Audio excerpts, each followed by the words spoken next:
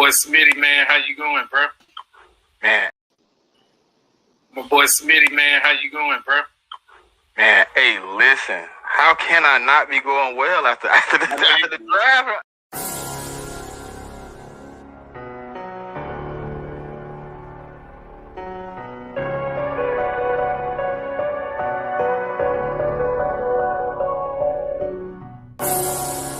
The enemy's clash.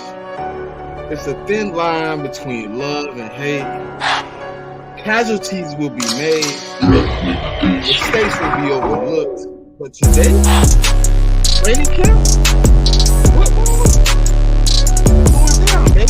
Eagles, Cowboys, in the same room. But guess what? We're gonna keep it cordial, man. We're gonna keep it lovely. But enemies always go up. For the best show on YouTube.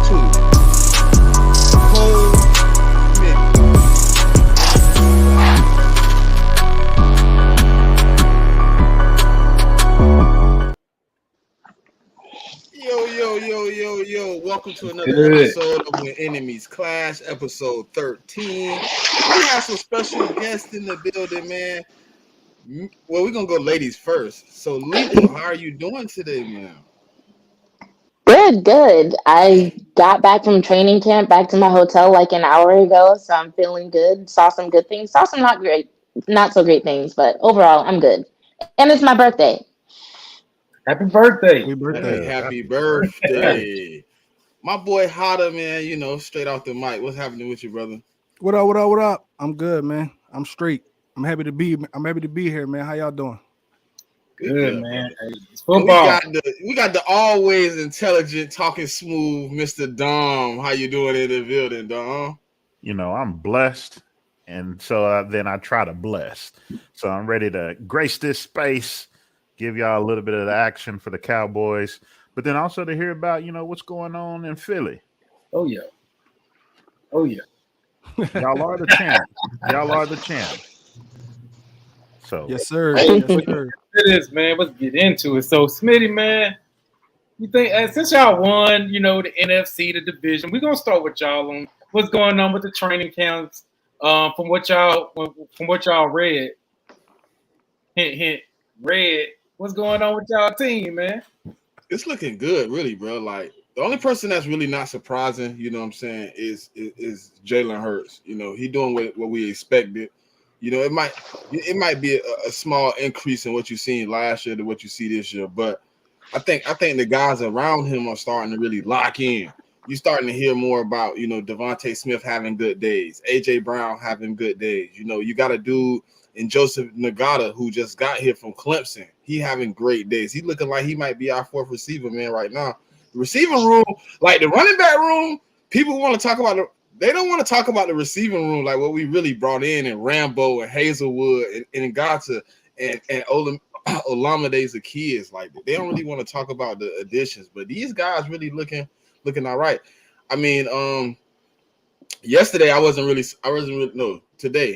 really happy about AJ Brown like returning punts. I wasn't okay with that. Oh, you got him on punt return? I wasn't okay with that. I seen him return like 6 punts. I was like, oh no, I'm not okay with this. I don't think he'll ever do that. He won't. No, they had him back there for real, bro. He like was really like fielding punts like during our special team reps. I'm like, oh, hey, listen. Nah, we can't afford that at all. That's the most high impact play. Yeah. We can't afford that at all. But it hasn't been like the only thing I can say. I would be okay with him probably fielding a couple of kickoff returns because it ain't many kickoff returns a game, anyways. Yeah, just wave your hand to go to the 25 now, so it ain't really much to, you know, to come back. But it's been looking good, man. Nakobe Dean went out today, but he came back in. I don't really know the update on James Bradbury at the moment. He said he got hurt too, didn't he? Yeah, he got hurt, but he came back too. He put his helmet back on. He came back. We good. We back to work. So you know, we trying to get better, man. You know, we in the NFC East, man. The hardest division in football. The hardest division in football. Hold on, let me say it one more. The hardest division in football. Right. We almost put 4 people in the playoffs last year. There's no slacking and not getting better, bro. You got to get better. The Commanders, you know, you hear them out here. They a 10-win team. You listen to the Giants. They're 11, 12-win team. Y'all a 12-win team. like it's We not heard enough y'all wins talking to about 15 wins though. We heard y'all fan base talking about 15. So I don't know we who with said that. 15. I ain't that far, but I am in that 13, 14 Yeah. range. Okay. I'm cool with as many wins as they can get. If they get 15 wins, we're gonna be happy with that. I'm not gonna be upset about that. I better do Well, something. But that's definitely gonna be tough though. It's definitely gonna be tough. Being a It's a lot on Cowboys the guy, schedule for 15. being a Cowboys guy, I'll trade every single regular season win for some success. Yeah. Playoffs, I don't man. care about the, as long as we get the playoffs, Man, we that's gotta all get I it. care about, man. We got to get it in this Final Four this year. It's Oh yes, man. all the excuses are out there, but man, get to the Final Four. Wouldn't it be fire if the Dallas and Cowboys played? I mean, Dallas and Eagles played in the championship. Well, we ruined that plan last year. Wouldn't that be You crazy? started this, dog. That would be You amazing. started this. That You would be started this, dog.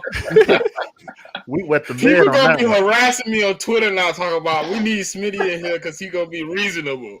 Right? God, Yeah. God. Oh, Hey, God, I was gonna be Tyler, you dirty. see it? I was gonna be Did you see dirty the and post? screenshot that comment you had on Twitter about that Eagles page. You was mad about that Eagles page always talking about Cowboys, man. Tyler, did you see what happened? Nah, what happened? Tell me what happened. So this is Eagles. It was Eagles Nation, right? Yes, Eagles Nation. So we've been in camp for 5 days, bro. They ain't posted no like highlight tapes or nothing. Nothing. All they've posted the whole 5 days is Cowboy training camp. Yeah. I snapped. I said we got all this stuff going on in Eagle country. We talking about the Cowboy. What happened with the Eagles today? Can you give me an update? They don't even know, bro. Yeah. Like, They why, don't even know. why is your name Eagle Nation, but you talking about the Cowboy? You might well change your name. He be on my page looking for content, man. I was like, hey, if you gonna look for content, at least give me a follow. Don't be all on my page. Don't follow me back. That's all I gotta say. But hey, man, we gonna get. I got a little couple of clips from y'all media team. So apparently, Jalen Hurts has been perfect in practice. He hasn't thrown any interceptions in training camp practice. They say he's been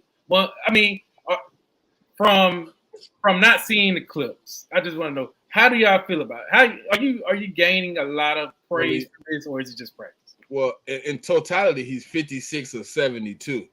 Yeah. So if you want to be in totality, what I like about practice, right? I'm gonna let Holla jump in here, but what I like about practice is I haven't seen a lot of those quarterback runs. It's been a lot of put the ball up the field. We want to see where you can put this ball, where you can place it, because we want to go away from you putting your body in danger.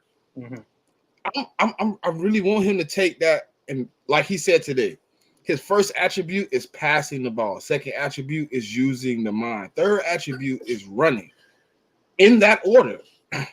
I don't want running to be first. I want it to be last, because I want you to be able to get out the pocket and kind of still look up the field. You know what I'm saying? Yeah. And you just drop it off. I mean, being smart, processing, working with Tom Brady, that's things that come. You know what I'm saying? Take your time. You know what I'm saying? What you think, Hotta? Oh, I really like what I'm seeing from Jalen and Camp. You know, he threw 0 interceptions. So that just tells me one thing, is that he locked in and he laser sharp right now. He's been progressing every year, and that's what we need in this training camp. Even though we didn't get to see as much as I would like, we still heard that, you know, he was doing his thing. So, you know, I'm super excited to see that Swift might be taking that number 1 running back spot. I've been saying it all off season since we got him. Now I thought that he would be number 1, and the things that I'm seeing from him is going to really be tragic. You know what I mean? This year for a lot of other teams, it's going to be hard to defend, you know, Jalen and a receiving running back out the backfield. But I'm extremely happy, man. So Lethal, you was at training camp today. Can you give me some interesting you seen out there, man? Because I'm trying to, you know, I want to hear something. I can, but before we get into to that, I have a question. There's no clips of what Hurts is doing at Eagles training camp. They ain't giving I'm us like, nothing. We drain dry. We over here putting pennies together to try to get them a camera system. I'm like 56 of 72 sounds good, but it's like when we say they there's have no all the tape. interceptions, is it They've been because taping What are they doing? Listen, How they've is it been looking? taping it. They've been taping it. They had drones. They had 2-3 drones out there the other Yeah. day. Like they was taping it. They're just not They're making just it not giving public. it to us. Yeah, they're not making it public. right, And right, then right. they put some I time, though. get that, The but Eagles been that's like what I'm that saying. I'm forever. like I want to see it because I want context. You Well, know, I'm like the when we only say time he we're gonna has get no. to see it, Lethal, is Sunday. Yeah. Yeah, I That's don't gonna be the only that video you're gonna get Sunday. I don't think that it's fair y'all definitely getting aligns with some of the things I've heard in Hertz's interviews, so I can see that being the case. So yeah, I'm gonna take that with like a little grain of salt. As for me, what I saw at training camp, I was looking for like a couple of things because if y'all don't know, I've never been to an NFL training camp before. I've never been to any kind of training camp. So like Tuesday, that was my first time ever going to any sort of football practice and seeing it happen. So Brian Broaddus was kind enough to kind of like let me know, okay, this is how things go. This is what's about to happen next. Yada yada yada. That's why they're over there. They're over here. Whatever. So today I was looking for a couple of people. I wanted to watch Nashawn Wright. I wanted to pay more attention to Micah. Not that I'm expecting him to make a mistake, but I'm fascinated by his approach to his role this season, what we've seen so far, and to watch him a little bit more. And obviously, I'm watching Dak because he's one of my favorites. And then when I got there, I saw Simi Fehoko was suited up. So he became one of the people that I was watching because he had a quad contusion, which usually takes at minimum 5 days to heal from. 2 days later, he's back on the field. So I'm like, okay, I want to see what he's bringing to the field. And I know not a lot of people are interested in Simi, but I am. So I was watching that. But I would say over good things that I saw were that once again, when Dak gets the ball out fast, things are going well. He's very good at making those plays happen, so that's a good thing. The thing I don't like about that, well, I shouldn't say the thing that I don't like about that. The thing that I don't like that I'm seeing that's related to that is the fact that when he doesn't get the ball out fast, sometimes there are more breakdowns in the O line than I'd like to see. I know they're not really going 100% right now, but what I am seeing in terms of defensive players getting past the O line is a little bit concerning. So yeah, I'd like to see a little bit more protection for him, especially considering the fact that we have people like Brandon Cooks who like you really want to see them get yardage, you know. And I know we're all on like the yak train, like okay, we want to see our players get more yak, cool. But Brandon can also like take a really long pass, but it's like, how's that going to happen if the quarterback isn't protected long enough to get the ball to him whenever he's running those routes? So I don't know. Hopefully, though, questions on O-line that we weren't expecting to have. So we'll see. But outside of that, defense looks super hungry. Obviously, I'm seeing a lot of good things from some people who I don't think get enough credit. I will say that about Nashawn Wright. He's super fast. He's staying in the side pocket of the receivers that he's on. And I think a lot of people are just kind of going off the reputation that he had last year of having good moments, but overall not being as consistent as they like. I think he's stepping up, and I think it's time to give him a little bit more credit. For receivers, we've got so many receivers. Good God. There's a lot of depth there. So that's good. Let's see what else. Micah is a fucking force. Can I cuss on here? Okay. Yeah, Micah is ridiculous. Just watching him, you can tell he's taking his combat training seriously. Yeah. The way that he's approaching his opposition, it's like you can tell he's not just like, okay, let me push you, let me just get to the quarterback. He is finding weaknesses in their movement and using it against them. And that combined with the fact that he is so damn fast, dude is scary to watch. It is really scary to watch.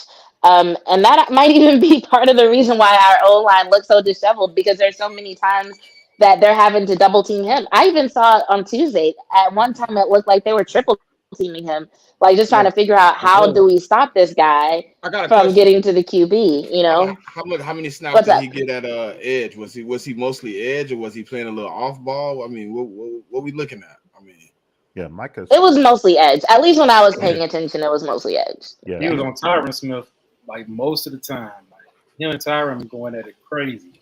Yeah. He be getting but I heard he want to be majority edge, but you know, I heard y'all defensive coordinator also come back and rebuttal and say he's gonna play whatever is best for the defense. So that's Coach talk. This is facts. So he's expected to be majority edge by people who are Mako said at one point that he expected to line up at like 8 different spots at some point this season. So we might see some surprises. One thing that I know for sure is that they're not telling the public everything. So there are going to be some things that they're going to throw out there that we won't see at training camp. And especially when it comes to how many different ways can we use Micah Parsons, I don't even expect us to see that. So while the sound bites about him being moved all over the place are really cool, I never had any expectation of actually seeing it. I don't expect them to put a lot of footage of that kind.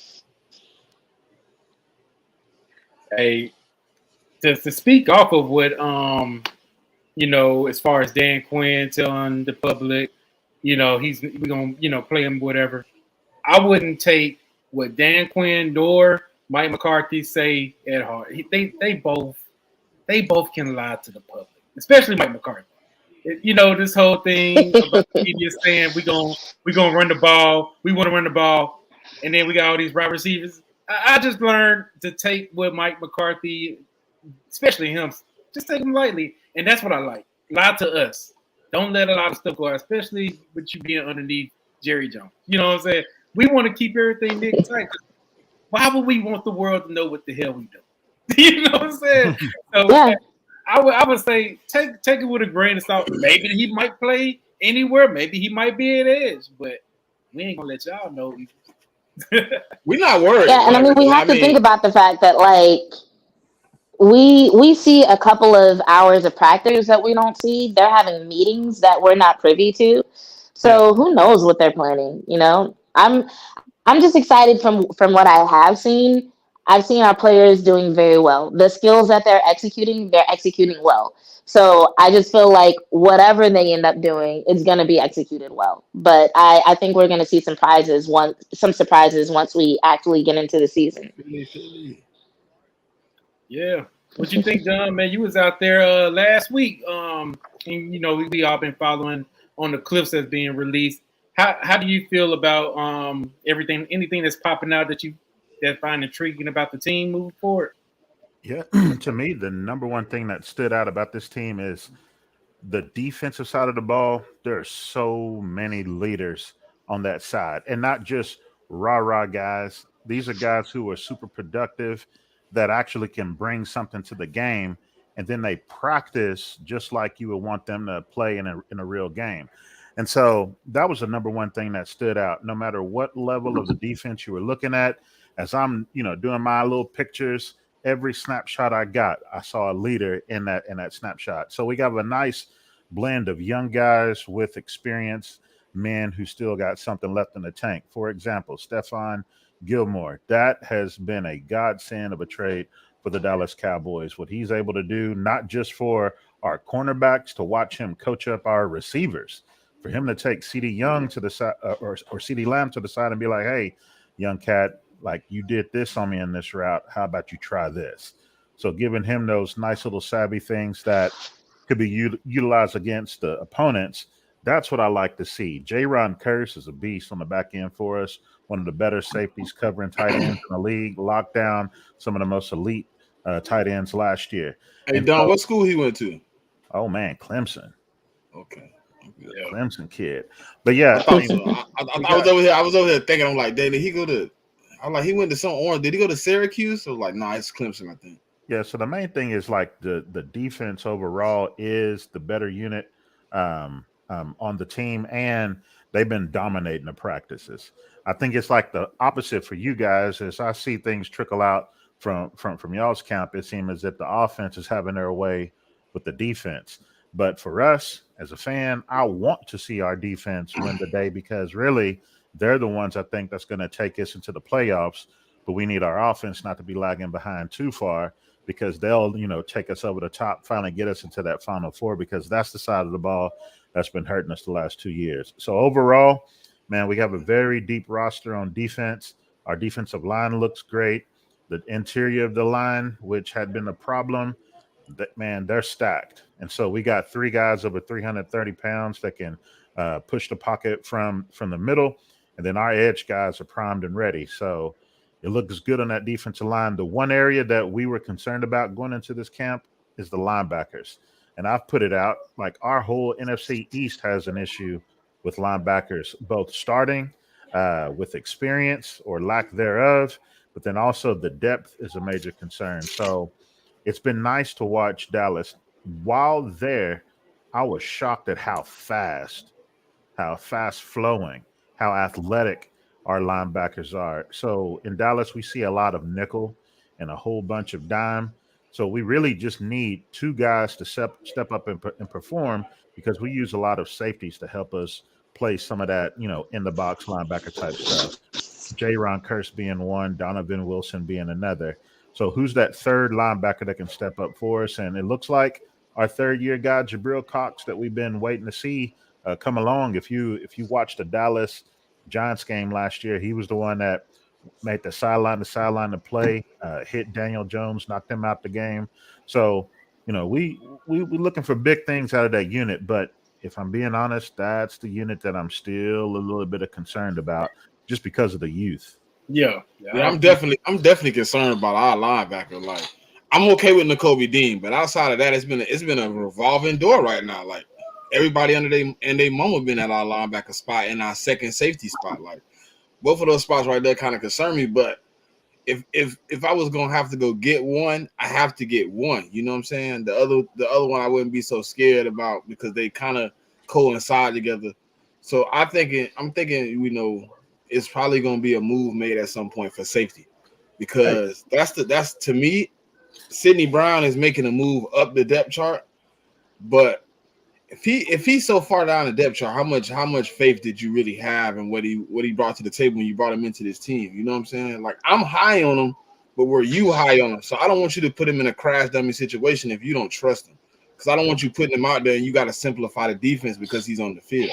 Right. Sidney Brown was one of my favorite safeties coming out of the draft. I'm really Mr. Draft guy. And then, covering offensive, defensive line, that's my thing. Sidney Brown, man, that dude had an energy pack on his back, man. That battery pack just never went, in a depleted state. So I thought originally what he could do to help y'all, whenever I saw y'all get him, I was more upset about y'all getting him than I was, your first round guys, because I made so much about Sidney. But I thought he'd be able to come in and produce, some energy on special teams. He reminds me of Hufanga out there for San Francisco. But yeah, maybe get him a shot, see what he can do. But still, it's about that experience. You want guys who at least been there and done it. And that's what's scary about super talented guys, but they're unproven. You hadn't seen them do anything yet in the league. Question for everybody on the panel. We in training camp. I know it's early, but who's your standout guy on the offense or defensive side of the ball right now through the first few days of training camp? Do you want to put more qualifiers on that, far as like somebody? It don't matter. Whatever you see as a standout. Oh, for us, it's Micah Parsons is the guy. Like, you can sit him out right now. Like, you want to keep him conditioned and all that. Of course, he needs practice, but man, he took it to another level. And Lethal was right. I mean, the stuff that he's doing, I guarantee, like, at the end of the year, if you look at it, Micah's actually going to have more sacks. Instead of looping, he's going to be beating guys with an inside move. And it's just the sheer power and the quickness in his hands that's going to get guys off balance, because they're going to be thinking, he's trying to beat me to the outside. And it's not going to be just like spin moves. It's the hump move. It's a club move, like dipping under. He's just so fast, so strong, dialed in right now. But I'll throw in another one. The guy that people probably weren't expecting is a rookie receiver of ours from South Carolina, Jalen Brooks. He's performing like really like top 6, 7 guy right now. Yeah. And then you throw in Lamb is killing it. I'd put probably Lamb number 2 on the list for us, and maybe number 3 Cooks. So it's crazy. We got 3 receivers producing like some of the best guys in camp right now. But Micah is that guy. Lethal. Yeah, agreed. When you asked the question, I was actually trying to decide in my mind between Micah and CD, because Micah's the obvious choice. And I'll add on to what Dom said. I actually have seen him beat some guys to the outside, but it's like the way he does it is different. One thing about like fighters, and I taught the team, is like fighters usually have like alternating strikes, or combos, right? And so we're not seeing him like, use 2 hands to like go up against someone, or even like that rip and run move that he used a lot last season. I'm seeing him like approach guys from like one side and then push them with another hand and then like swim over with the other. It's a lot of like it looks like he's fighting, or in some cases using jiu-jitsu almost, like what Dom said about under guys when he was triple teamed on Tuesday. He basically ducked under 2 guys and they kind of like fell towards each other and then like went past the third one. I don't know. It was some shit I've never seen before. I was just like, this dude, oh my God. So yeah, Micah is definitely outstanding. I do like what I'm seeing from CD as well, though, just because when I first started watching the Cowboys, he was one of the people who people were like, is he going to be able to step up? Can he eventually be wide receiver 1? A lot of drop passes in 2021, and people were concerned. And then in 2022, he was kind of given the wide receiver 1 title, but people were kind of waiting for him to walk through the door. And by the end of the season, I would say he did it, but it took him a little while to really convince people. And this year, it's like he's going into the season looking like the undisputed number 1. Like he has leveled up season after season, and now he just looks like a fucking star. I love it. He's been one of my favorite players for a long time. And so I'm enjoying watching his growth. And I like the ascent that he's on. And I don't think he's done. I don't think we're like anywhere near what CeeDee Lamb is ultimately going to be. But the fact that he's doing so well, the fact that he is a top 10 receiver where he is now, it just makes me so excited. So I love what I see from him. And then just off principle, like I got to shout out Dak just because, and this is almost in consideration of the stuff that came out yesterday, but the things that he's done in the offseason and the type of leader that he's being at camp, hey, don't do that. I'm talking about his role as a leader, okay? That means a lot to me. We're going to get into that. Hey, Howard, look, I took the glasses off, bro. His leadership has done a lot for the team, and I would be remiss to not acknowledge that. Like I'm a person who I consider those types of things, intangibles mean a lot to me in terms of me picking my favorite. So yes, that is one of the reasons that I love Dak Prescott so much. And so shout out to him for handling the season the way that he's handling it. Hotter. If I had to pick 2, I got to go with AJ Brown. He definitely right back to work. He definitely starting exactly where he left off last season. So I'm excited for that. Our receiving core is hands down one of the best in the division, if not the best. And I also like to see what Devontae Smith is doing. Him and the way he progressing is something different. We really love to see Quez. Quez is one of those guys I'm definitely seeing, and I'm definitely excited to see what he bring. Even though everybody say that Quez ain't the guy, I always been a Quez fan. And what we hearing is that he's doing great in camp. So this receiving core, I think, is going to be one of the strong points. It's going to definitely move this offense up the field, especially with Olamide Zaccheaus. I'm kind of waiting to see what I see out those 2 and who wins that 3rd spot. I just don't know yet. But it's so many different variables with that. Jalen Hurts is definitely one of those guys. I mean, that goes without saying. Jalen Hurts has had an amazing camp. He turned it up again. You know, and like I said, he said he a triple threat. His mind is what really got me tripping. How strong he is as a quarterback, how strong he is mentally, how he study, how he work, how he play on Sunday. The leadership is what we need. He taking this city to the next level. He definitely giving us the opportunity that we need to be successful this year and the next few years to come. It's so many great players on the Philadelphia Eagles. I just definitely wish that we could probably see a little bit more. But when preseason start, we definitely gonna get our, and tomorrow, I mean on Saturday, we're gonna definitely get to see a few things. We're gonna definitely be reporting a few things. But training camp is, to me, what I hear is we doing our thing. We doing our thing. Oh no, how it's still going? Never mind, my bad. Go ahead, dog. Go. No, go ahead. Ride out. Yeah, land your plane, brother. Land your plane, man. Land the G517, man. Yeah, and I'm just excited that how we put this running backs. We got like 4 or 5 running backs who, we running back by committee right now. We don't really even know if it's gonna be running back by committee or who gonna be the starting. But I'm hoping that is DeVonta Swift. DeAndre Swift. We know that, but we got so many options and so many good players. At the first, the second, the third, we got Boston Scott. I'm definitely excited what I'm seeing out, what I'm hearing with Trey Sermons. I'm hoping that he probably can make this team, but we just don't know. But hey, Cole, click that right there. You see it already. Third comment. Oh, the question? Yeah. Okay. I'm gonna answer the question, and then I don't want to hear about this shit no more. Okay. He asked me about pushing the ball. Yes, we pushed the ball up the field last year, but how many carries did my quarterback have? He had more than your backup running back, who was splitting carries.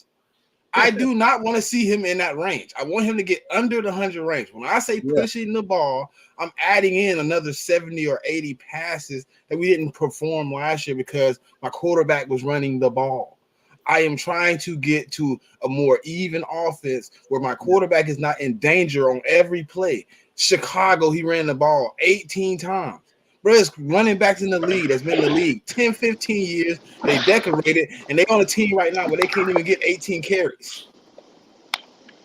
So that's when I say pushing the ball at the field, I mean my quarterback not having to be the guy.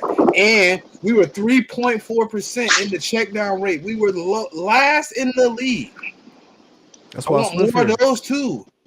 We got Swift. We got Olamide Zaccheaus. Like, we got the check down game. We got the short game now. Now we don't have to just push the ball at the field. We can actually dump the ball in the flats. We could put it in the middle. We could set up some of those wide receiver screens. We could set up some of those motions where we got beat in the Super Bowl with. Those type of things is what I'm talking about when I say push the rock. It ain't all about 60-yard bombs. What about those little 20-yard 10s, 5s that we wasn't getting last year? We were almost last in the league in yak yards when the ball was thrown under 10 yards.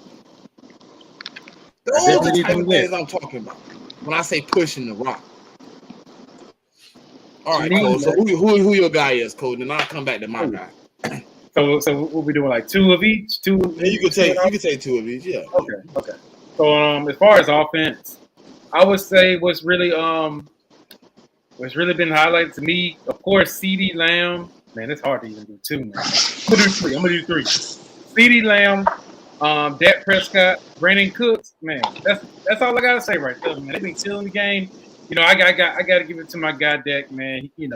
Of course, we all know he be going through a whole bunch of stuff. All these haters out here, but he been really lighting up camp. Yeah, he throw interceptions. There's a lot of other great quarterbacks out there that threw interceptions in camp too. You know what I'm saying? It's fine, it's practice. But I would rather him take those chances and throw those picks in practice than in the game. You know what I'm saying? Right now, he's trying to figure out his offense. So it's okay if he throw a couple of picks. But, as far as defensively, Michael Parsons has been out of control. We have to basically put a muzzle on this guy because he's taking out our own quarterback. He ain't touching the red. You know what I'm saying? I like it, but I don't. I'd rather him do that to like Will Greer and Cooper Rush. Hit those guys if you want to hit somebody. Don't hit that. We can't have it. But Mozzie Smith. I know a lot. You know, I'm not gonna hype up Mozzie, but I like the whoopings he's been taking with these triple team, double teams, going at it with Tyron Smith. He needs guys like Tyron to push him around, get him all, roughed up. That's how whenever week 9 comes and he going against a Kelsey, you know what I'm saying, and a Lane Johnson, he'll be ready for that type of stuff. So, I'm hyped up for my guy Mozzie. And of course, another guy on defense, Trayvon Diggs, and my guy, one thing I like to say, I've been noticing Leighton Vander Esch. He's been on point lately. They just find some. It's very important to see what Leighton gonna do. I believe, is he gonna have the green dot? If I'm not mistaken, is he currently the green dot guy? I'm not for sure. I might check that one out. That's a good question. Yeah, I'm not sure either, but I know he's been doing some stuff at Edge too, which is interesting. He does. But he been having a pretty good camp though, from what I've seen. But yeah, Vander Esch, right? That's the guy, right? Leighton Vander Esch. Yeah, I seen it. I was watching some clips the other day. I seen him working on that edge. I was like, what the hell they doing with their middle linebacker? Why is he at edge? I'm trying to. It's the first thing that pops up is the speed. I'm like, is he fast? Dude, Martin Talk says J-Ron Curse is the green dot. Oh, so Curse is the green dot guy now? I know it's either between him. I don't think so. Curse was the green dot guy 2 years ago. Last year it was Vander Esch. Because you remember Sam Williams didn't even know that Dak and LVE had the headset in their ear. So, he's still a young guy trying to develop. Old miseducation, man. Yeah, so I do think it is LVE this year again. Yeah. Okay. Yeah. But let's take a light break. Let's take a light break. Hold on. We don't take no break. We taking no break. Let me take my light. Let me tell my story. Oh yeah, he still got to tell his. I ain't go yet. I got different answers than my compadre Both here. know what he doing. Okay, go ahead. I didn't know you went. My bad, you didn't go yet. Nah, because Buddy had to cut me off with the crazy comments, man. But okay, so offensively, I'm gonna go with DeAndre Swift, and I'm gonna go with Cam Jurgens. He been getting in that dirty one-on-one work with Jalen Carter. He been one-on-one with Jordan Davis. He been getting in the trenches and he been holding up his own. So right now, he's looking a lot to be that right guard spot. Even though I'm not 100% sold, that's why I want him at, because I don't have a backup center right now. We'll get into that later because I don't want to throw Tyler Steen in the middle of no situation, and you know how that goes. So I'm gonna go with DeAndre Swift. I'm gonna go with Cam Jurgens. On the defensive end, I'm going Nolan Smith and Reed Blankenship. Nolan Smith been causing havoc all over the field. He been doing his thing. He been making life hell for Mariota. He making us think we might need to drop Mariota. How he doing Mariota right now? But we're gonna see. And then Reed Blankenship, he's been on every first team snap since we started camp. He's the only safety that hasn't left the field with the first team. It's been matchups with him. He's been on the field. He's the constant right now. So right now, I gotta be surprised by that because that's not exactly how I thought it was gonna go. I thought he was gonna be, earning his spot in the same manner of Sidney Brown. But since he getting all the snaps, he been around the field. He been kind of been there, and he still kind of got that same mindset of last year where he going to Bradbury, he going to Slay. He going to these DB coaches. He asking, why is he missing this play? Why am I not in the right place?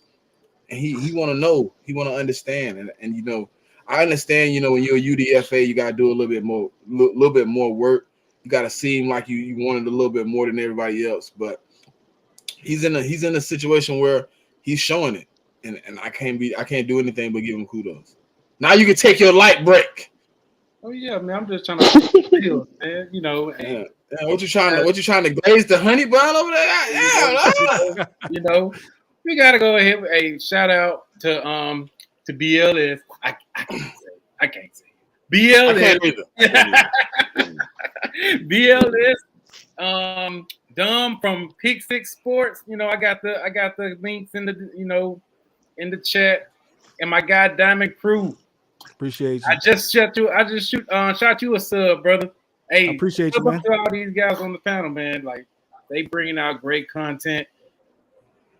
Lethal, you can't come up with another name. Huh? Like she can't come up with like an acronym, so we ain't gotta say that word. I can't say the word. It has an acronym. BLS is an acronym. That's the acronym for real? Yeah, Yeah, BLS. BLS. Yeah, Okay. bitches love sports. So if you don't want to say bitches love sports, you say BLS. It's fine. Okay. Hello. Every time I talk to Cole and we be like talking about it, I'll be like, love sports, you know. You be like, huh? I just skipped the whole word. I don't even Gotta be lie. respectful. Hey. Hey. Hey. How you doing?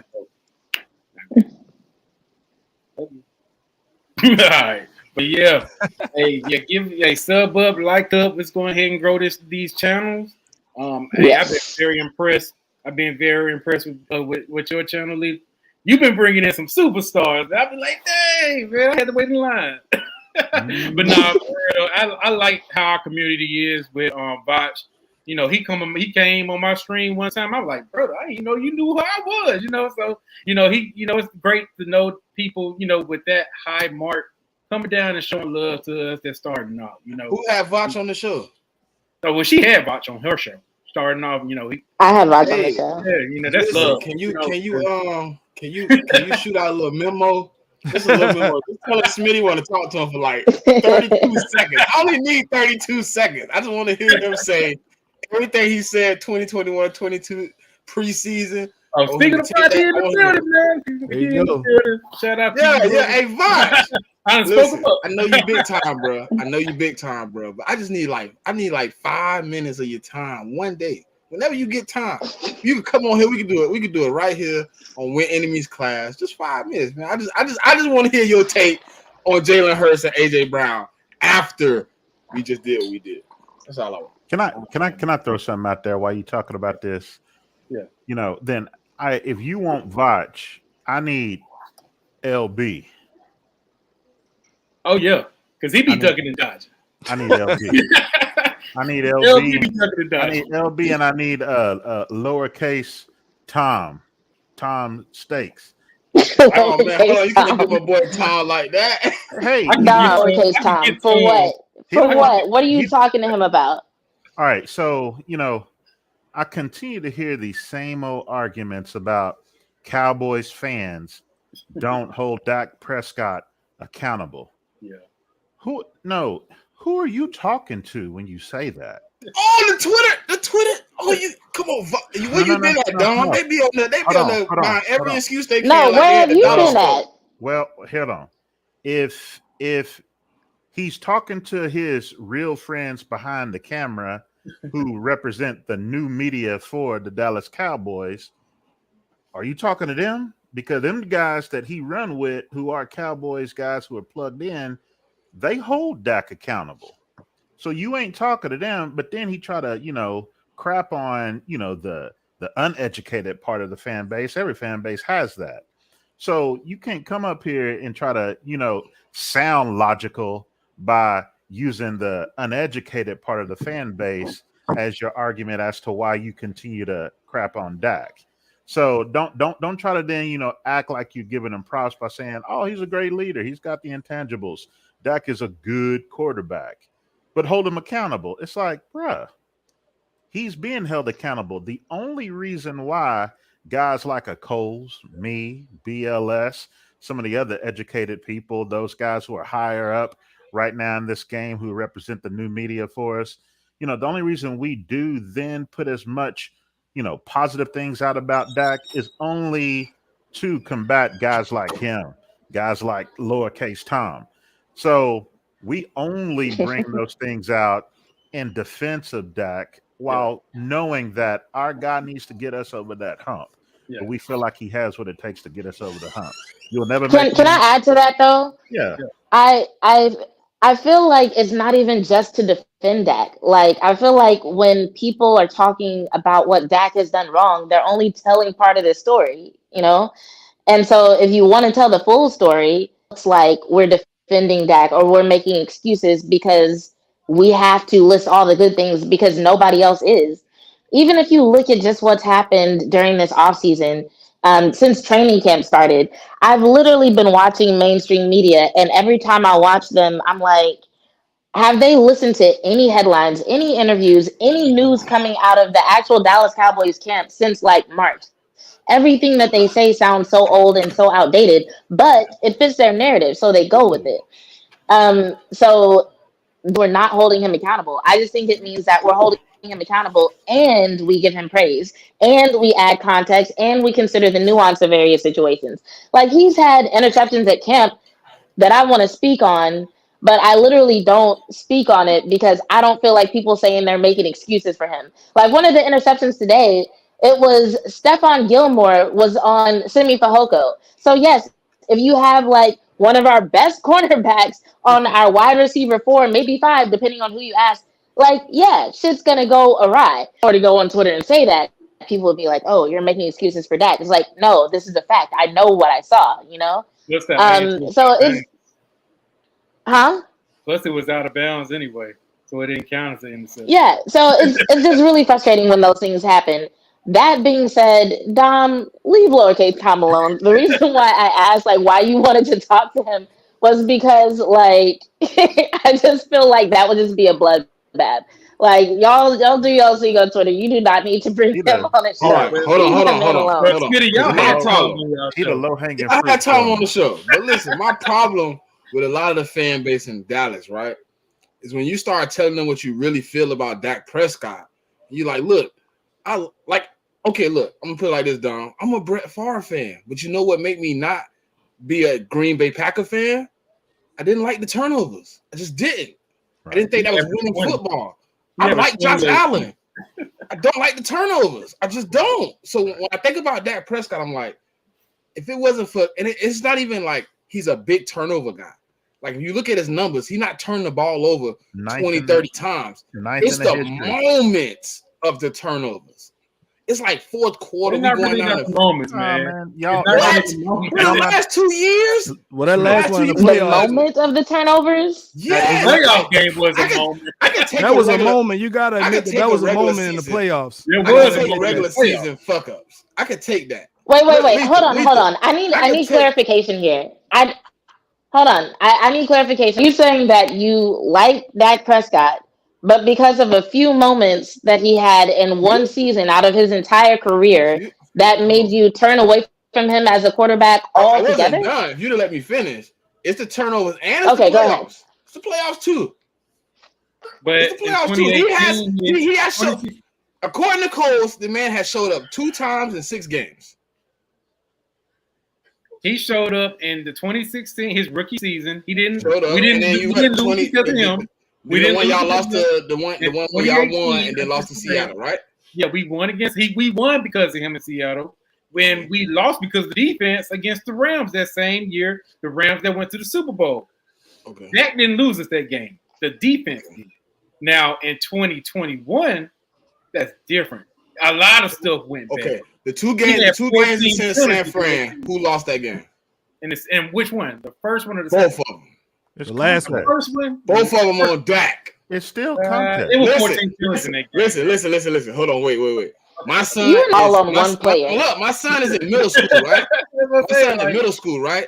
Okay. When Dak took off and ran, he said, go out of bounds. And he slid. He said, Daddy, that game over. I said, no, they might got a chance. He said, no, you can't run with that little bit of time on the clock. That's a bad play. But the whole If game my was 13-year-old son can see that's a bad play, and he don't even play football. But that's that game that's wasn't that on that one play, though. play. Like they didn't lose that game off of that play. No, but it accounted to the loss Right. too, though. Bad time management is part of losses. We're not saying that Dak didn't play a role in the loss. We're saying that you can't blame him for the entire loss. Is that a difficult concept? Hold on. We do this as fans, right? The quarterback get the praise if he when he succeed, but when he lose, you tell me I can't give him all the blame. No, not Dak. Not Dak. We've never given Dak all the praise for a win. Get praise for winning. Hold on. Let me explain it. He gets some praise. I just told me I went 12-5 2 blame. years in a row because Dak Prescott was your quarterback. In y'all playoff games, did Jalen Hurts get praise from them games? because Jalen Hurts didn't throw no touchdown passes in that playoff run. Y'all gave praise to Kenny Gainwell and y'all defense through the playoff. Hold on. Wait. Dom has something to say. Let's march through this. As a rookie, performing the way he performed, Dak did not get the praise that he really deserved because everybody talked about O-line, the best O-line in the game.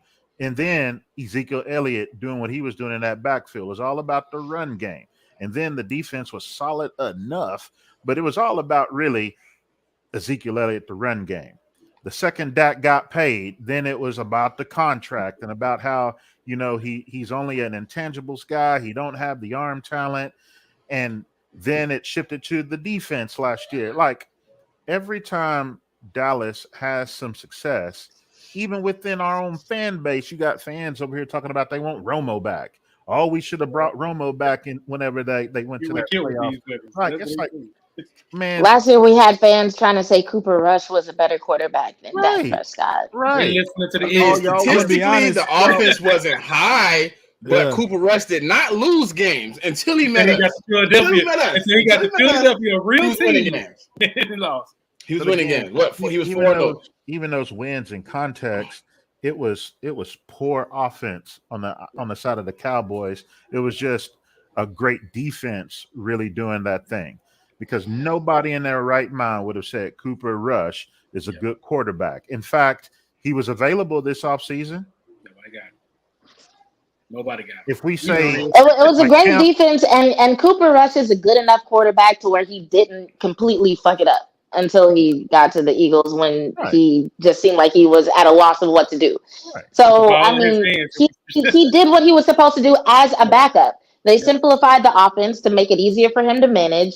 He, protected the ball. He did what he did. At the end of the day, if you look at their actual skills and what they actually bring to the field, that as a matter of fact, I'll say this, that was when I really started to like Cowboys Nation, because around the time that debate was happening, that was when I discovered Nix and Dom and the spaces, and I heard people actually telling the truth and providing context and backing up the points with facts, and I was like, okay, I love this fan base now.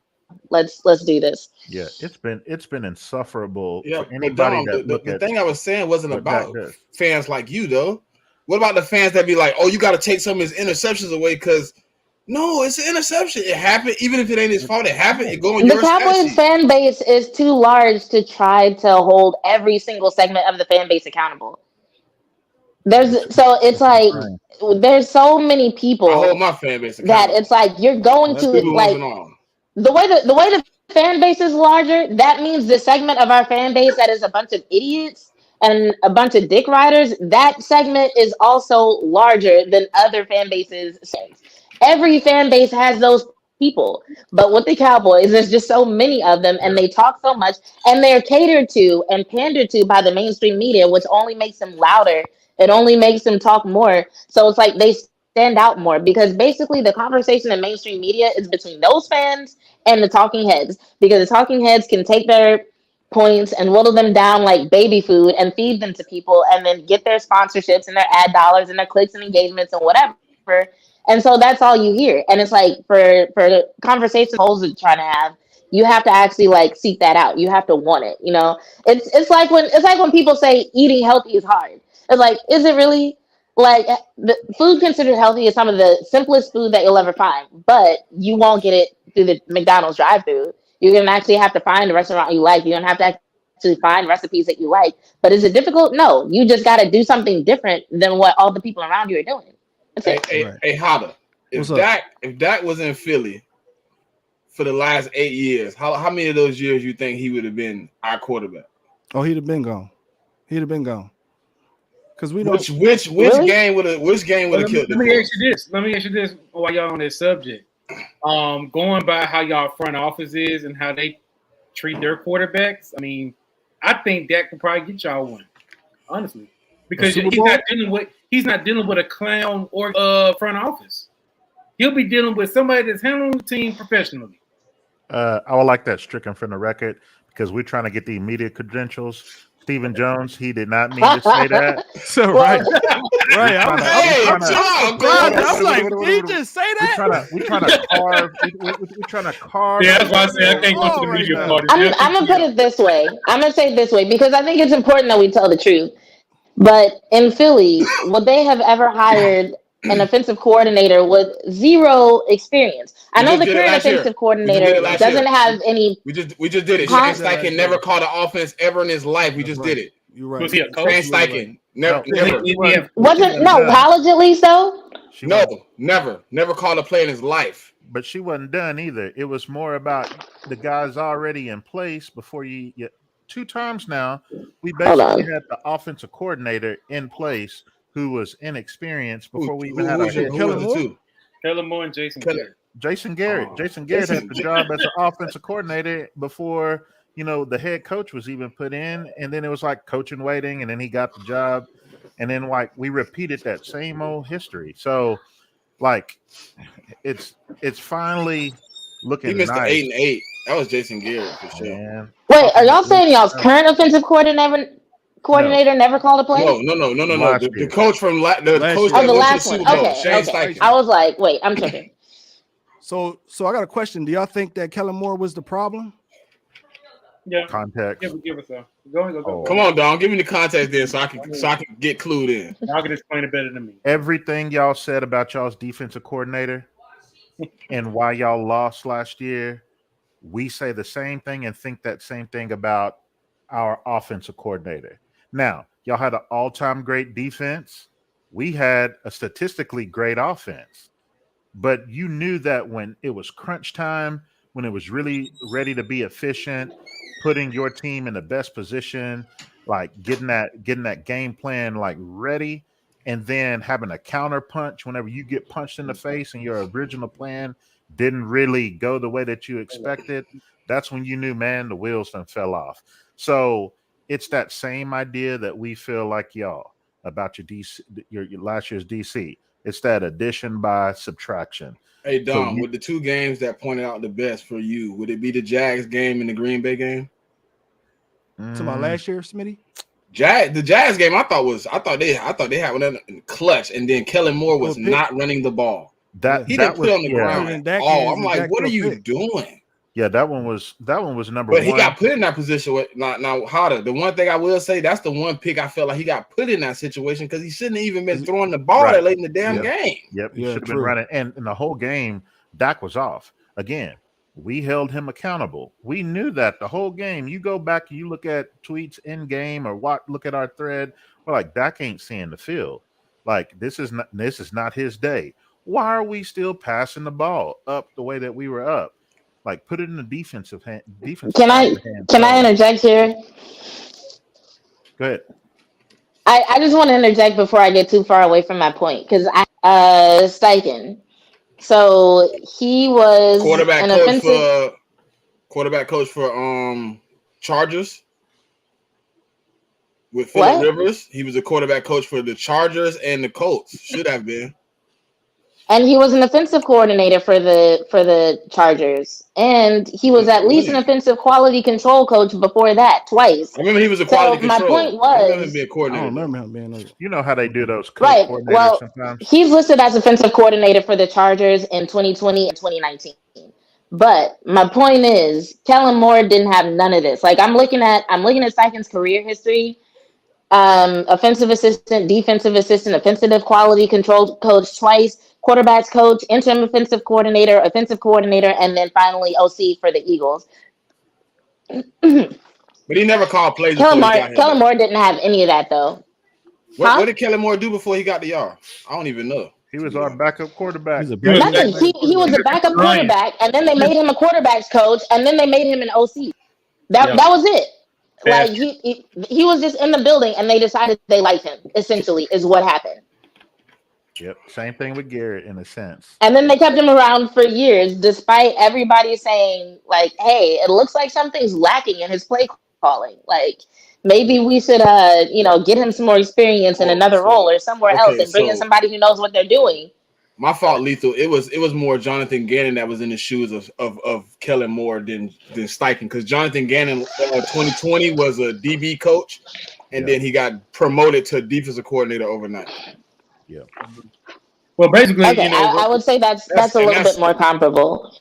yeah. But just adding on to what Dom was saying about Kellen Moore, I think when people ask the question like, okay, was Kellen Moore the problem? The same way that I don't put all the blame on Dak, I don't put all the blame on Kellen Moore, but I would say there are some things that I would have expected him to do differently, especially in terms of in-game adjustments. That just so many times where it felt like Kellen Moore was either calling the games based on some sort of script that he refused to deviate from. He had his schemes that, regardless of what his players showed him that they were good at, he's like, you know what? Fuck that.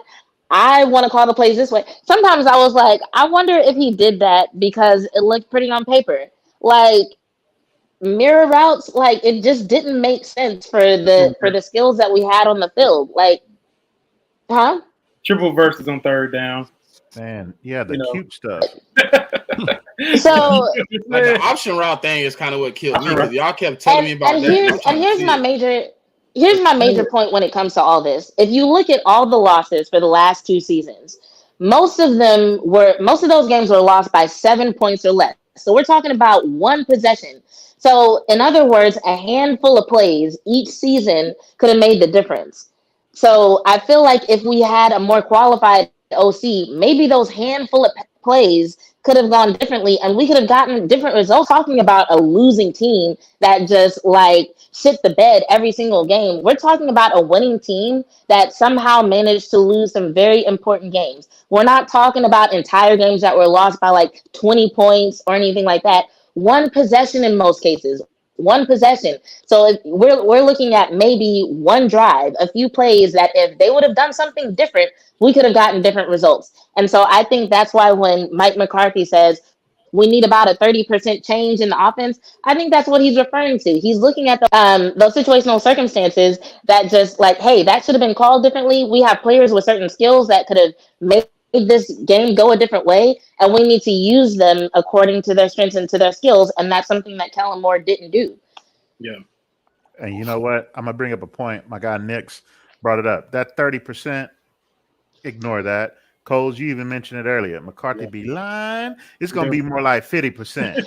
They're gonna change up a little bit more. That's like men. That's like men who are really 5'9", 5'10", tell you they 6 feet tall. Like you don't ever tell the full truth.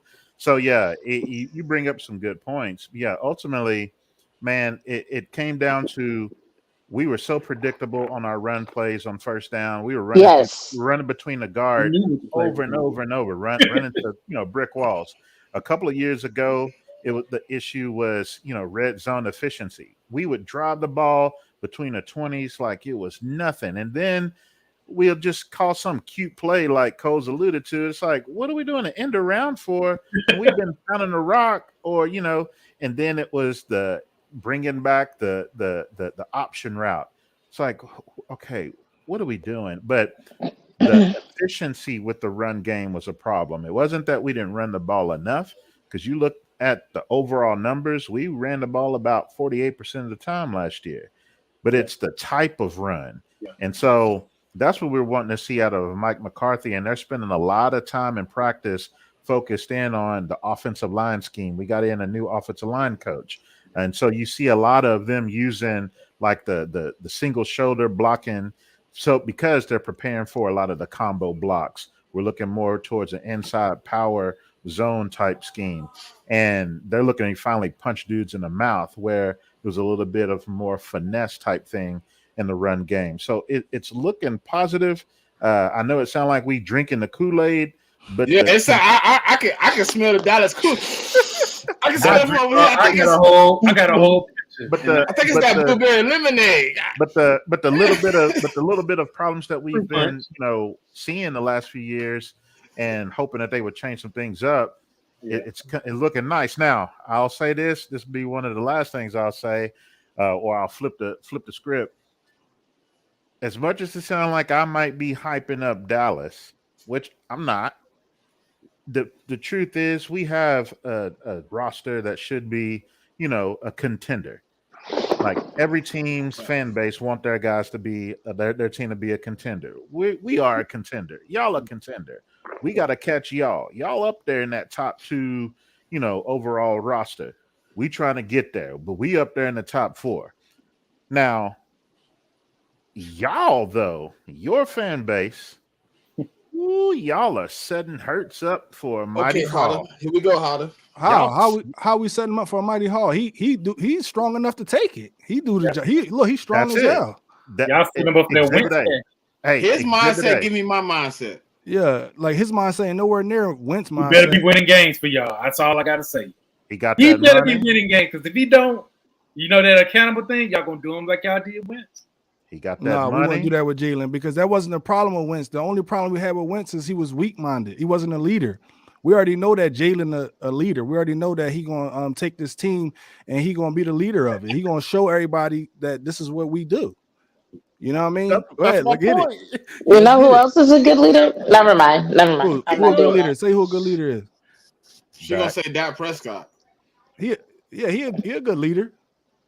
He a good leader. The reason I Okay, few skill so sets. what are we then saying about leadership in terms of the value of a quarterback then?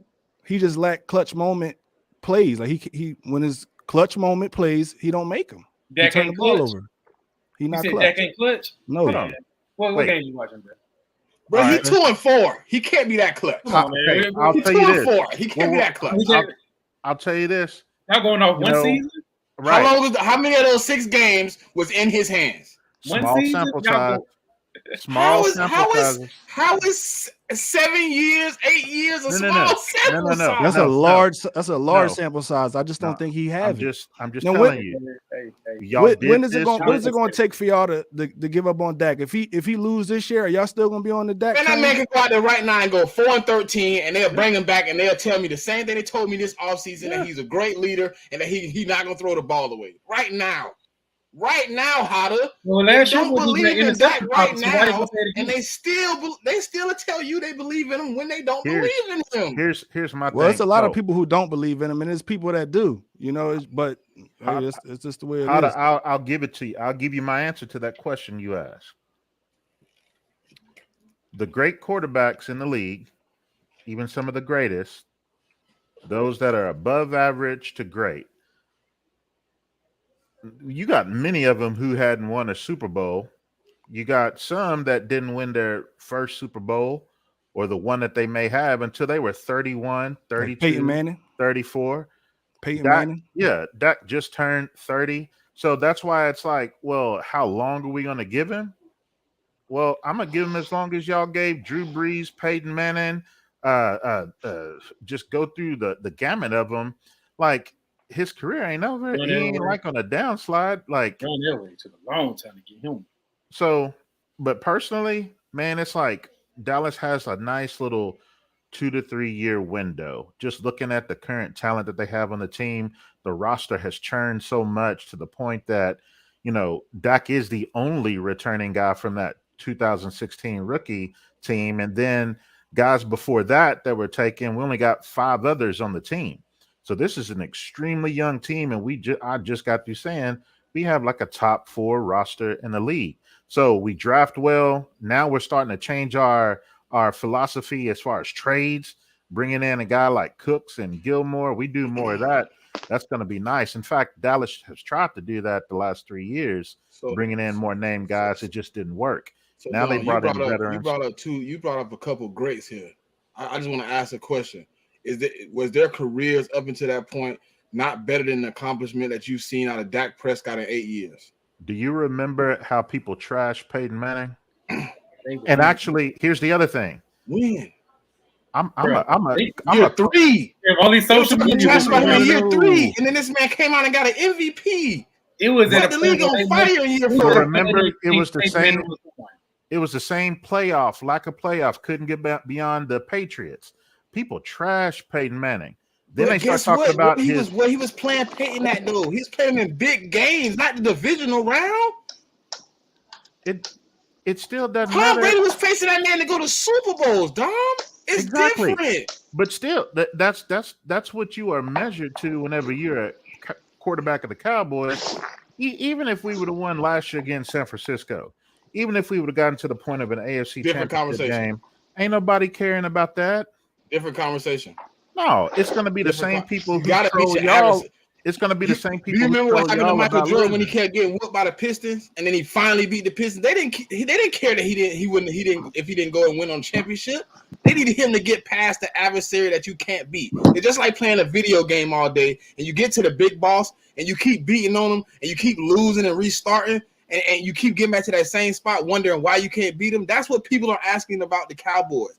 Why do you keep facing the same team and Mike Shanahan, who has a choke gene, and you can't seem to come up on the winning end of that stick? First That's of all, the question. you're talking in like we've been playing them 5 times in the playoffs and never won. It's been 2 times. 2 is enough. And we beat the 49ers Is it? in the playoffs. When the last time you beat him in the no. playoffs? When the last time you beat him in the playoffs, Cole? And if you say anything that begin with a 9, I'm just saying, leaving. y'all acting like they own us in the playoffs. I'm leaving. Y'all acting like they own us historically in the playoffs when right. they don't. The last I'm just three times saying, we 2 is played enough. them, the 2 three games. time- yeah, the last time we played them was a 90s game, and then these last 2 years. Like, what are we talking about? You know, back then we Because owned. it's Do the you know manner back then of we the owned L, them though, 2 times in a Dom. row? Do you know we owned them 2 times in a row back Hold in on. the And Okay, I understand the 90s. We don't care. Just like I don't care about your championships in the 90s. I don't care about the 90s, bro. But you're I'm talking acting like about you what just have beat you the done for me lately? Okay, And lately, I'm glad you said that. I'm you glad- have took So an let's talk about L something. to the 49ers, Let's just talk like I about the took an Eagles. Why L y'all to the can't beat the Chiefs. Cowboys? Why y'all can't beat the Cowboys then? The same stuff. We won and won last Why y'all year. can't get past Dallas? We won it. What have you done to stop Wait, me from I'm getting past I'm you? trying to figure In out your- why this in is your- even significant. Why in is your this even a quarterback's conversation? In your quarterback's tender, I got 2 Super Bowl appearances. How many you got? 0. That's the context. I'm okay with you. I'm okay with you having a 27-7 record against the NFC East. You ain't stopped me from accomplishing nothing. Okay. That's mediocre wins. What you talking about right now, Coles?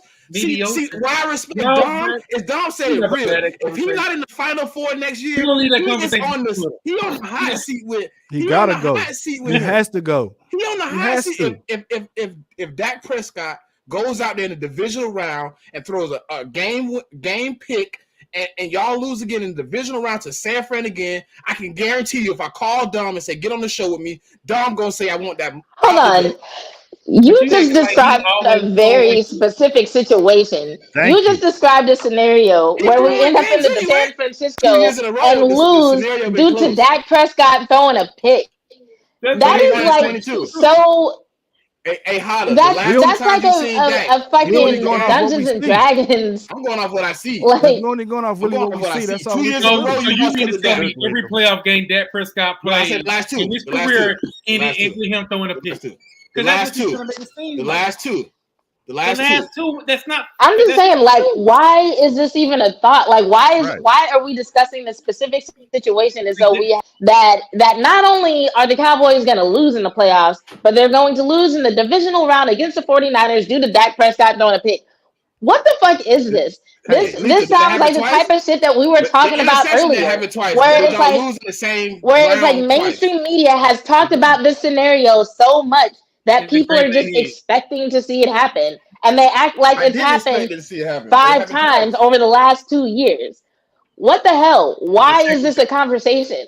Right. Out of all the things Narratives we don't could talk change about. once that time is No, hold proven. on. Listen. For all the things that we could be discussing right now, why are we discussing the probability of the Cowboys losing in the divisional round to the 49ers due to Dak Prescott throwing a pick? What are we doing? I'm hungry. Okay. Like, You don't is have this to be what we're San doing Fran. right now? If he go to the divisional round and throw a pick and lose in general, Dom will come on here and tell the truth. That's what I'm saying. We're talking about period, not just the Niners. Or If- we if talking If about that There's a happens, reason we you will lose tell the the game in truth. the But what I'm playoffs, saying period. is the odds of it happening are so slim. Why Dom, are we I agree discussing with this that. on August I agree 3rd? with that. So, That the Dom, odds is slim. If Dak Prescott is the reason you end up with a first game exit, are you okay with that? Absolutely not. No, I'm not okay with it. Y'all sound like it though. But the way that you're explaining Y'all it like, is oh man, if you dumb. throw a pick and lose the game, it's cool. It's cool. Y'all making a fairy tale. Nobody ever said that. Literally, nobody ever said that.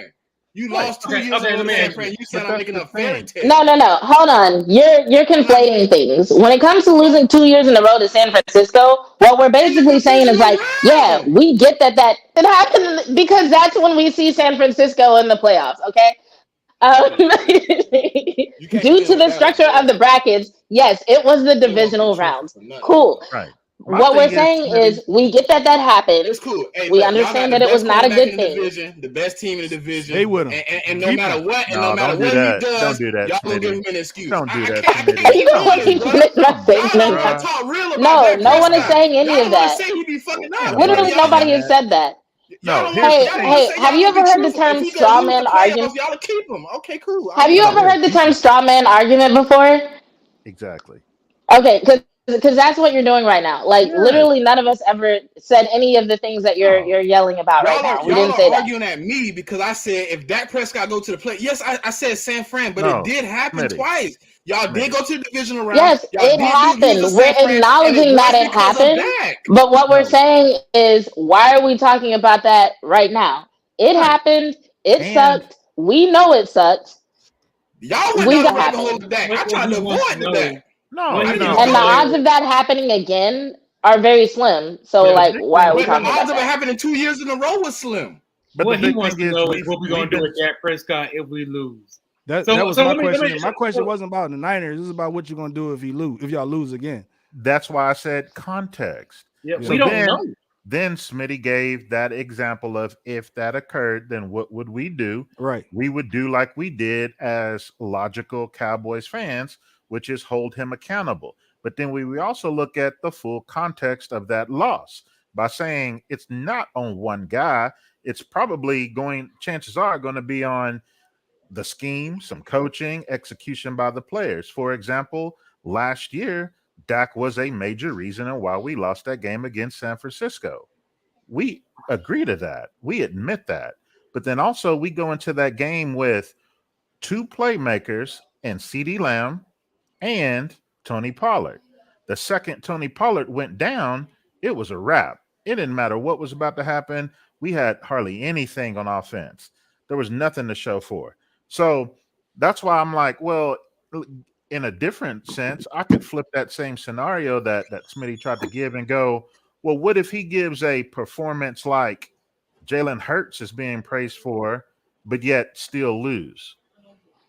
Is Dak going to be on the hot seat if he goes, If he goes to the Super 28 Bowl, for No. If I'm he go just out in saying, the divisional round and even give in a or whatever divisional round of round, playoffs and give the same performance that Jalen Hurts a gave in a great losing game, effort in the Super Bowl, a I great would Here's be game. here's what I way can more okay say. with that. Yeah. If the Cowboys went to the Super Bowl and Dak had a fumble towards the end of the game, like what we saw, he would have been crucified.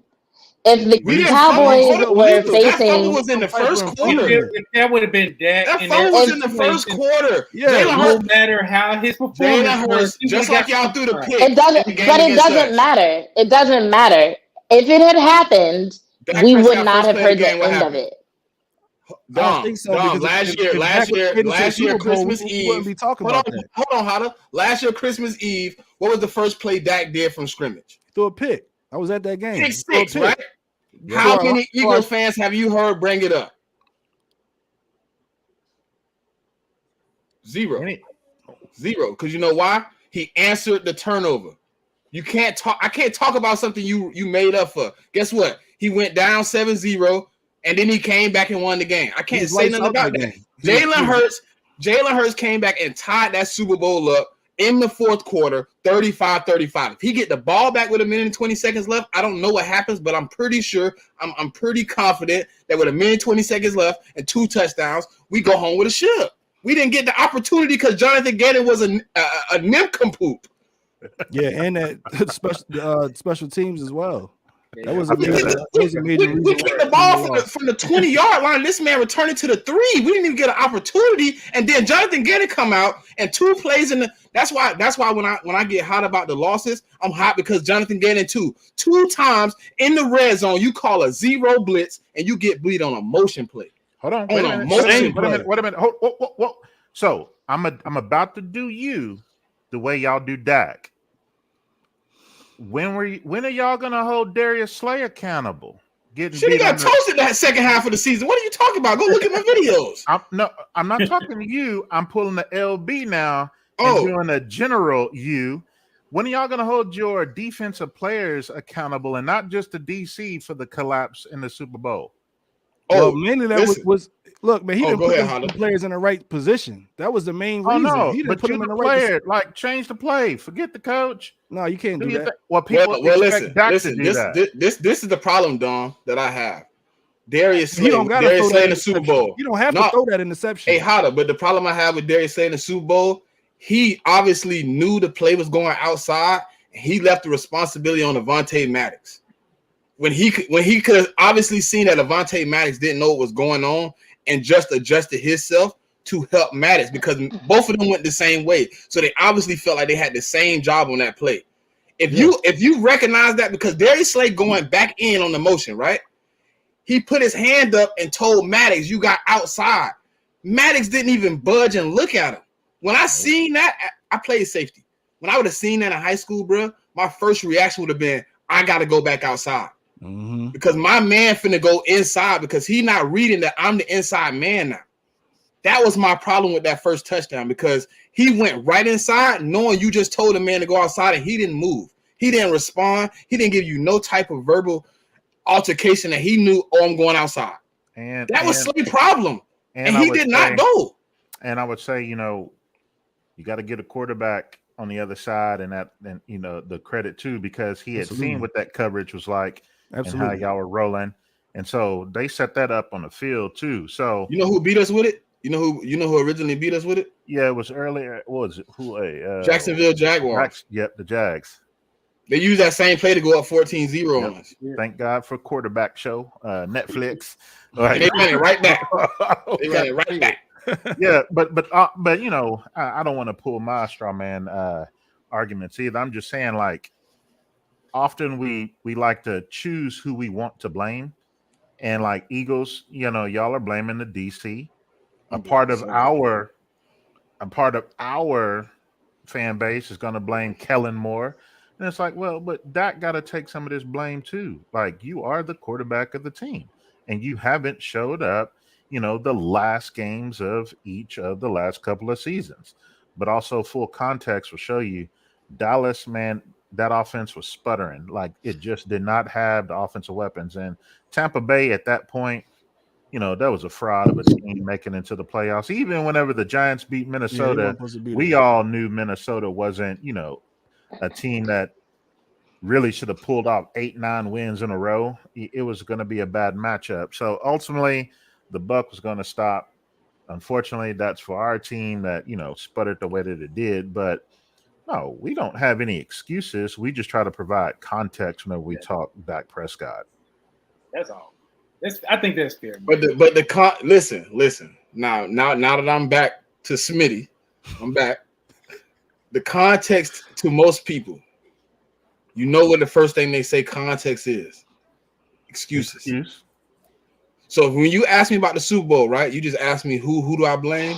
Miles Sanders, because you didn't run the ball. So the offensive coordinator in on this too. It ain't just the defense. Guess what? When you was up 10 and you got the ball back in the third quarter after they just scored, drain some of the clock, bruh. You got Patrick Mahomes on the other end. You can't just be giving the ball back willy-nilly. Shane Steichen and Nick Sirianni, when you got in the red zone and it was 4th and 2 and you've been going for 4th down the whole damn game, what the hell is you kicking field goals for? You got Andy Reid and Patrick Mahomes on the other side. We should have never been in a position to be down 8 and have to tie the damn game up. But Smitty, you now providing context, which you just said is excuses. No. You asked me who I blame. You asked me who I blame. You said I had to place the blame. Right, but I'm saying is, you literally just led off by saying, when people hear context, they hear excuses. That's why I don't do what I just did for you. Right. I don't do that. I just said we lost, not Cole. When they bring up the Super Bowl, what I say, we lost. But you know what, Smitty? But you know what? To me, Smitty, and to somebody like Lethal, and even Cole's when he ain't, trolling, doing his thing, we want that context. Because honestly, I watched every play of that Super Bowl. I've seen some replays. I Yeah, don't me too. remember that game like you do because you invested. That's your team. So when you go and you tell me that kind of stuff, and you know your coordinators, you've watched every single snap of the season. I love hearing that. So I like the context. But whenever Or how we we try to how we didn't run the ball in the fourth quarter. right, but when we try to do that, then it's like that's when it's applied to the excuses. But I know our fan base are doing y'all that same way. So, Yeah. but no, I personally, and I think that's why BLS was saying what she said a little bit earlier, like, why are we talking about this? We could be talking about something else. But really, that's the kind of stuff I want to hear. Yeah. Like, what were the issues? And then what are the expectations this upcoming year for, you already told me yours in a space yesterday, so I know your answer to that, but people who might be listening now, they don't Okay, know. Hotter. Like, what are That's your a question for you. expectations for your team this year? And then Jalen Hurts. Because Yeah. when I said that earlier about it's like he's being set up for the fall, I'm not saying by you two, but man, it's like a lot of the stuff we see hitting our social media account. It's like Hurts is about to go out and throw for 4,500 yards, split the 30 passing touchdowns. He's Going gonna, back to the Super Bowl, he going back to the Super Bowl he and only winning gonna, it. he's gonna still be single digits interceptions. He's gonna still have his rushing attack. The team gonna go 14 wins, 15 wins. They're gonna be like, you're hearing all this stuff, and it's like, yo, man, pump the brakes on that brother. Like, just hope he has another good, solid season. He may not even get the numbers he got last year, but man, they propping that boy up, man, for a big major fall. Don, now, honest to God, truth. I think statistically though, no cap. I think Jalen Hurts is going to be better statistically. Our record might not say 14-3, but I think when you look at Jalen Hurts in a totality next year, you're gonna be like, okay, he not really running the ball. Okay, he actually sitting in the pocket. He actually using what a quarterback should use. He's actually checking down. He's actually going through progression. Because I heard this last year. Oh, he's a one progression quarterback. I'm like, what?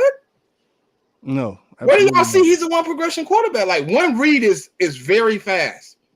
You don't have much time with one read. We played a one read system in college. I think there's a time when he was 2022 when we was there was a time when he was, because that's just a habit among Lincoln Riley quarterbacks anyway, but that's a different conversation. Yeah, but his progression shows that he's running through his progressions. Yeah, he is. And he like I said, you can tell by how accurate he has been that he's reading his progressions. Because if you're just looking at one player, then you're not going be as accurate as he is right now, in my opinion. Yeah. But I feel like the Eagles have to win this division. Like, that's my expectations, is winning this division, and I would like to go back to the conference championship. That's what I want to see. I'm not saying we're gonna win it or lose it, but that's my expectations for this team. I think we set up for success, and we're gonna be able to do it. Cole? I got a couple of y'all, man. Okay, I hear your expectations. I hear it, Hotter. But check this out, man. I even asked Smitty this. We had a conversation, and I want you to be real with me, man. Okay, the Eagles Nation, because they be in my mentions even when I don't even talk about it. They say they going back to the Super Bowl. The delusion that us Cowboys fans been saying for so many times because we excited about our team. They said they going back to the Super Bowl. Jalen Hurts is going to win MVP, and they dead serious about it. I just said, okay. So I asked Smitty. I was like, okay, y'all do know, even if y'all do make it to the Super Bowl, y'all got to win it. Y'all cannot lose. Got to. Because you know how y'all fan base is for Jalen Hurts and the expectations that y'all put on him. Y'all put that on him like he's Superman. And that's all. Well, I want y'all to be behind that guy. I'm glad that he's successful. But you know how Philly is. And you know how the fan base is. It's going to be a narrative shift. Dang, they can't win the Super Bowl. They always losing their Super Bowl record. Can Hurts get it done? That's what the media do. That's what they do to us. We can't even get past the divisional round. That's going to be something that they're going to bring up. Do you think, how would y'all fan base react to something like that? Because that's how y'all did I know. How would you feel? How would you feel if we go and we lost again? McNabb, they already been through we it. gonna They lose have. again? Same type of performance though. He go in and ball out again. I'm And we cool lose. with that. Like I'm cool with watching my team play at the highest level. Like Yeah. what's wrong with that? What's the issue with that? I want to see my team play at the highest level, win or lose. I mean, Not that's the you. goal when you strap your cleats up and put your shoulder pads on, is to make it to the Super Bowl. You know what I'm saying? That's the goal here. But we're gonna win, just like our coach said, we're gonna win one game at a time. That's how it's supposed to be. And we're gonna get to our goal. That's our main goal. One game at a time. And Jalen is built to do it. I know a lot of people probably overthink, but I'm not gonna ever predict the Super Bowl. That's not what I do. Yeah. But I can definitely be confident in my team enough to say that they're gonna definitely go to the playoffs. And I feel like that's cool. And I feel like that y'all should feel the same way. If y'all Cowboys fan, y'all should feel like, all right, well, my team definitely going to the playoffs. You know what I mean? But we got to see if it's time to move on from y'all QB, or because that might be the issue, in my opinion. That's just my If opinion. we feel like we're definitely going to the playoffs, why would we move on from our quarterback? Because he can't win in the playoffs. But who will we get to replace him? See, can't- that's But the problem. he won Listen, last that's my year. problem with Dallas, right? Why would we all of a sudden expect him to Dak- just not win Dak is so at Dak all? is so in the middle of the pile, right? He'll never be such a loser that he gets you a number 1 top 5 pick, but I don't think he'll ever be like, I know y'all believe it, but I don't think from what I see he'll ever be 32nd pick either. Okay. Like I don't think he'll No, he be won't be last. a I don't think he'll be last. You know, I don't think he'll ever get you out of there where you like, oh man, we going to get Caleb Williams, we going to get Drake May. Like y'all gonna have to trade up for that. But I don't think it might not even be him. Like y'all, it might be true. Jerry Jones might just be cursed. He might get traded and go win a Super Bowl. Yeah. Like because the Bills quarterback go get a Super Bowl? Who? Kelly. I mean, I don't think he was the starter, but I think he did go get a Super Bowl with somebody else. They 0-4, he go get a Super Bowl. Like if Dak was to get traded and go get a Super Bowl, I might have to come back here and apologize. But y'all would kill Jerry Jones as soon as he got one, though. Right then and there, I'll say we curse. I already know. Yeah. I already got. Y'all will kill Jerry. Y'all will put Jerry on the panel. Y'all be like, you mother. I'll be like, hey My man, thing is, it's cool. It's cool to go to the playoffs, right? That's a great. That's great, right? But that's not our ceiling. We don't want to just go to the playoffs. We want to win inside the playoffs. Yeah, That's our goal. You know what I mean? We don't want to go there and lose, but we definitely got to take the route to get there. And once we do, we got to win. Yeah, Yeah. we the same way. Yeah. But hey, why we on this conversation about Dak? You know, make sure everything. But why we on this conversation about Dak? You know, a big thing blew up in social media. You know, Why you had to bring this? let me just say this, man. Let me just say this. Let him talk. I want to hear this. I'm sure all of us played the game. Especially, I can pivot back to high school in the summertime before you start school and you in the hot heat. I'm from Mississippi, so it's hot out there around this time of the year. And you have to, you know, everybody pumped up back in pads. You happy? I play edge. I was a trash talker. I talk trash all the time. I called my quarterback a pussy because he ran out of bounds. So I'm about to knock his ass out. You know what I'm saying? So in the heat of the moment, you know, of course, Dak and Trayvon, they had their heat of the moment. And it blew up because, you know, Trayvon called him up, told him to shut his ass up. So with that being said, it blew up. Everybody took it and ran with it. Well, Dak was asked about that. I mean, basically, you know, honestly, it's one of those things you realize a lot of people haven't been in heated competitions. I feel bad for the people in those moments. I start, you know what I'm saying, pre-practice in the locker room. You know, they basically, it's crazy. You know, they even said Trayvon Diggs, you know, saying that we don't have no respect for Dak Prescott. The dude's a leader, and they like brothers, man. He loved the dude. Dak Prescott trash talks in practice all the time. Matter of fact, if I'm not mistaken, Dak was the one that started it and said, hey, we going to throw Trayvon Diggs' way because, hell, we over here eating over here. And he got into Trayvon Diggs' head. and basically Trayvon got mad and said, "Man, it should be this." So that it's just crazy how the media takes it. I get it. Some people don't feel like they need to that they want to be called the B word. I don't know. Women call each other the B word all the time for fooling. It ain't no different. You know what I'm saying? So I mean, I just want to know from y'all. It's y'all fan base that blew this thing up. How to go ahead? You know, I think it was just a respect thing. Sometimes when you're a leader, you're supposed to demand respect. And that's from everybody. Even if you're the leader on the defense, leader on the offense, you just demand respect from the whole team. If you say you're the quarterback, but I didn't really get too crazy with that because it is what it is. I've played football all my life, so I've trash talked all my life. So I didn't really take it. I didn't really take it like that. It is what it is. Yeah. I just look, man, prove it. That's the thing. Prove it. It is what it is. You want to call me that? Prove it. I mean, I don't think it was respectful because Trayvon did. The whole team really respects Dak. The whole team respects it. And a lot of people, I know a lot of people comparing them, like Patrick Mahomes, that nobody would talk to Patrick Mahomes like that. Some people said Tom Brady. We have a guy that's inside the Cowboys media that he played for the Cowboys, but he played with Tom Brady.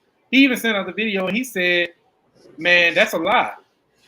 People talk trash to Tom Brady, and he talked trash back. It's all we just don't do that on our side, Coles. That's just the fact of the matter. We just don't do that over here. But if y'all want to do that over there, that's cool. I mean, you think some people will view that some of these other quarterbacks, of course, differently, but Dak has that buddy. Hey man, we just gonna fuck with each other in the locker room type of. It ain't all about respect. Dak not that type of guy that hey, you gonna talk trash to me, man, get him off the team. He's not that guy. He's not that guy. And then even if they did have situations, that's their business, man. You know what I'm saying? At the end of the day, he still got the locker room. Which Trayvon did the same thing to his rookie year to Cooper, Amari Cooper. Yeah. Who talks mess to Amari Cooper, the route king god, and told him, "You ain't catching nothing today." Yeah. And then went and told Dak that. So Dak was like, "What?" And so they laughed, and then they went straight at Trayvon. Like, they do this. This is what they do. And anybody that say the exact words Diggs used towards Dak is an ultimate sign of disrespect and that they really, don't care for each other. Man, my best friend right now was a guy, we went to rival schools. I met him. He was the captain. I was the captain at coin toss. We talked mad mess from 7th grade all the way through college. Talked mess to each other. You'd have thought we hated each other. But best friends off the field?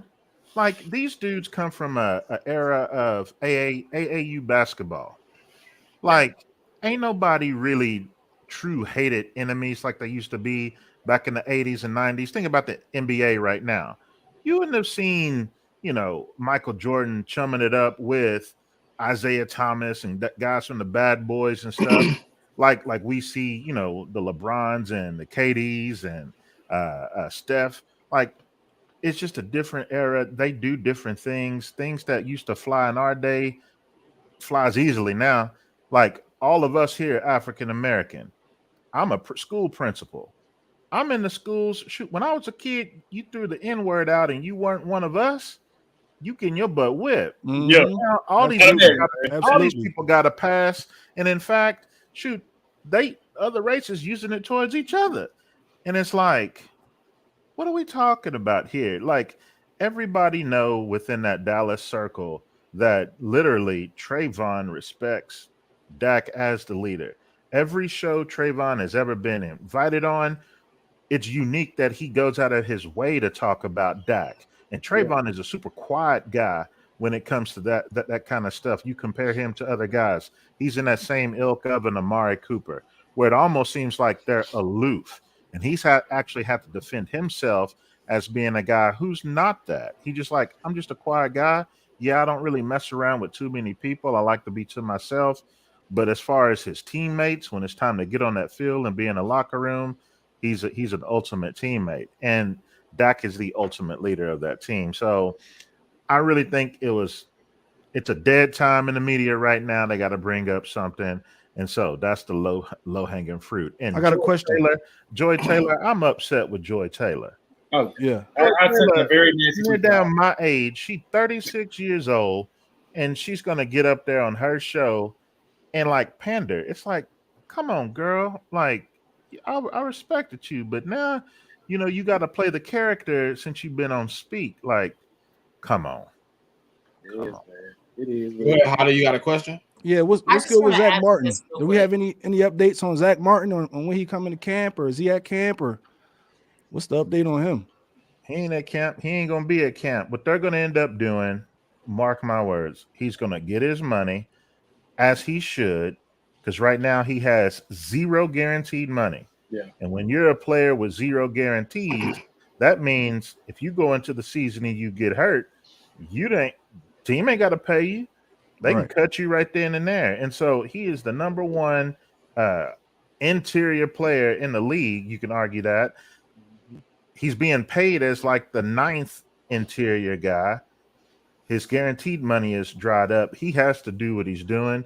And we've seen traditionally with stars like him on the team, Stephen Jones ends up giving them that contract. So what they're going to do, this little $50,000 a day that he's losing, that's going to be figured into paying him into this new contract that he's getting.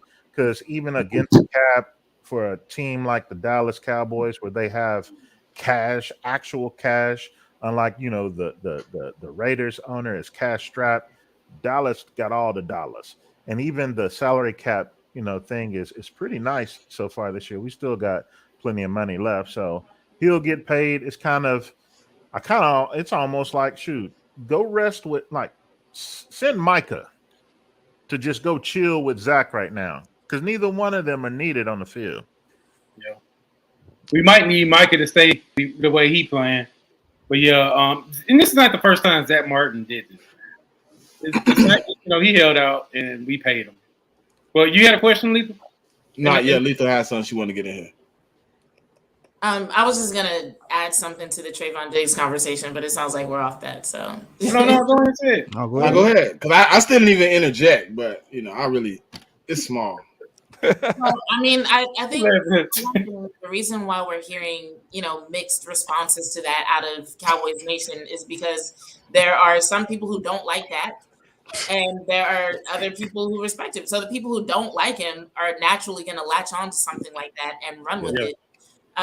Because it wasn't that long ago that Trayvon Diggs and Micah Parsons were both on the pivot, like talking to Ryan Clark about how much they respect Dak Prescott. This entire offseason, we've heard not only from players who are part of the Dallas Cowboys, but even players who are no longer with the Dallas Cowboys talk about how great of a leader he is and how respected he is. But the media didn't want to talk about any of that.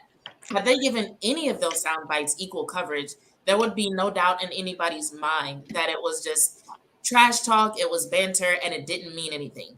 But when players are talking about how much they respect Dak, how much they love him, how he's a great leader, how the team wouldn't be the same without him, they don't cover it. But then they take one little soundbite that, to me, as soon as I saw it, it was obvious it was trash talk. And I thought it was funny because it was just last week that someone made a comment to Mike McCarthy about Trayvon Diggs being quiet. And Mike McCarthy was like, well, I don't get that impression of him, but okay. And he just kind of went with the question. But everybody glossed over. Mike McCarthy just said Trayvon Diggs is not a quiet dude. Why would he say that? Nobody's mentioned Trayvon's leadership skills. So what else would it be about Trayvon Diggs that would make Mike McCarthy say he's actually not a quiet dude like y'all think he is? Clearly, dude is on the field talking shit to his teammates, and rightfully so. Iron sharpens iron, so I get it. I'd rather see that on the field than them being soft on each other and letting mistakes go. I want Trayvon Diggs to talk shit when that happens, because it creates a kind of competitive nature that makes everybody better. So by all means, do it. But I just feel like there's so much evidence out there that Dak is respected that not only was it ridiculous to suggest that Trayvon Diggs respect him. The way people tried to run with it and suggest that this was going to impact his contract negotiations, and it was a sign that the team was going to perform poorly this year, and that the team's falling apart. I'm like, are y'all that desperate for content? Seriously? Weren't they lying about it? They want to lie for clicks. That's basically what it is. You're not gonna get clicks about. I write for a blog. I have to put out 3 articles a week, whether something's happening with the team or not. So I know when you need to come up with content, you can come up with content. I've written stories about Michael Irvin that have gotten tens of thousands of clicks on this blog, where most stories only get like 2,000 or 3,000 clicks. So I know you can come up with something to talk about. I do it literally on a weekly basis. They're being lazy. They're going after low-hanging fruit. They are deliberately taking things out of context. I play roller derby with a bunch of women. I've heard women tell other women worse shit than that. I play on a co-ed team. I've heard women tell other men worse shit than that, and men talk back. And they're all teammates afterwards. Like, we all go out and have drinks and go to the after party together afterwards. It's whatever. This is what high-performing athletes do. Sometimes they swear. Do y'all remember on Hard Knocks when Dak cussed and everybody like freaked out about it? No. Like, I think that image is part of people's response. I think people still think of Dak as like, oh, he's this nice guy. I'm like, no, Dak knows how to conduct himself in interviews. Nobody who has gone through the amount of BS, like on the field, off the field, in his personal life, Dak has gone through, and still shows up every day and still manages to be a leader and still manages to perform at a high level. Nobody who goes through all that is soft. He's not timid. And I would say he's probably a good guy, but like, I just don't see nice guy. I don't see timid guy. I don't see walkover. I don't see doormat with him. I see a good guy who will break a foot off if he has to. Yeah, I agree on it. Listen, see, look, it was taken out of context, right? Only because they wanted a reaction from Dak Prescott that they did not receive. They wanted him to say something. They want to hear a response. That's why I was taking, like you hear the stories about Mike and Karl Malone and Charles Barkley and Patrick Ewing. When they got disrespected in practice, you heard about them fighting and throwing hit. That's what they wanted. So when they didn't see it, like, oh, he ain't react like I would have reacted. Listen, me reacting to a dude that has millions of dollars is totally different. Now, what I told you, Cole, how I would react, I'm a hardworking man going to work every day. So yeah, in the competitive spirit, I don't feel like you can necessarily call me that. When I'm making $10 million and Trayvon Diggs there, and we friends or whatever going on, you call me that. Maybe they do talk like that on a regular basis. But the outside looking in is just disrespect. On the outside looking in, we don't know their relationship. We don't know how they feel. If he might call him and be like, bitch ass nigga, what you doing, man? Get your ass out of the bed. Okay, that's how y'all talk on a regular basis. I can't combat that. So when I answer this, I can only answer from my perspective. Right. I don't even like this. I got a person on here with a whole show, and I can't even say her show name because I don't like the word, because I don't like the tones of it. I don't like the tones of it. When you start using that, you start looking in. When you're saying from the outside looking in, that's precisely the point. Yeah. That wasn't supposed to be a public soundbite. Right. Like, that was two teammates talking to each other. That's on media. Somebody just so happened to capture it. Yeah. Like, had anybody said, hey, what, like, had they done an interview with Trayvon Diggs after that? And they didn't get it out. And they said, no, hold on. If that sound had never come out, and they interviewed Trayvon Diggs after that and said, hey, what'd you say to Dak after that interception? Or after you broke up that play or whatever? Like, Trayvon would not have said, oh yeah, I told him to shut his bitch ass up. That's not what he would have said, because when he's talking to the public, he's going to be more considerate of the public's perception. That moment was between two teammates, and they did not know it was going to go public. So when you're saying from the outside looking in, by the very nature of being on the outside looking in, it's already out of context by the time you give your opinion. Right. And to be honest, if it's going by what you just said, if they would have asked him that, he probably wouldn't even know what the hell they were talking about. Because when you're in the moment of the game, you say anything. You don't know if you're being recorded. The only way they probably know they were recorded because it exploded for some reason. But let me ask y'all this, man. Because I see a lot of Eagle fans, they talking about, Hurts, when the players would never do that to Hurts. Bruh, I first of all, y'all don't see the practice. Y'all don't have sound bites. You don't know what they saying. You don't know what they saying because if okay, I'm a fan of the game. I would want my quarterback to get that type of harsh, stuff coming from my defense. I want to see him. I want to see him respond, though, Cole. And that's what I'm glad you said that because I'm glad you said that. I didn't see a response. From what I see, all I see him was throw the ball on the ground and run away. That's all I see. The response is not for us. Yeah, and right after that comment, he produced. He scored. I seen the score. He ran the ball again. Let them talk. He played the next play. They scored a touchdown. So what are we talking about, man? Can I tell y'all the routine? Yeah. Can I tell y'all the routine? Almost every practice, Dak and Trayvon link up before practice on the field, in front of the fans, arm in arm. You see them talking mess. Who starts it? Dakota Prescott. Then, when he does something good against Trayvon, he goes, gets all in Trayvon's face. Yes. Tell me what man in a real heated discussion or argument on the street would have another man that is not your friend come point his finger in your face or clap in your face that you won't do all these things you say you would do.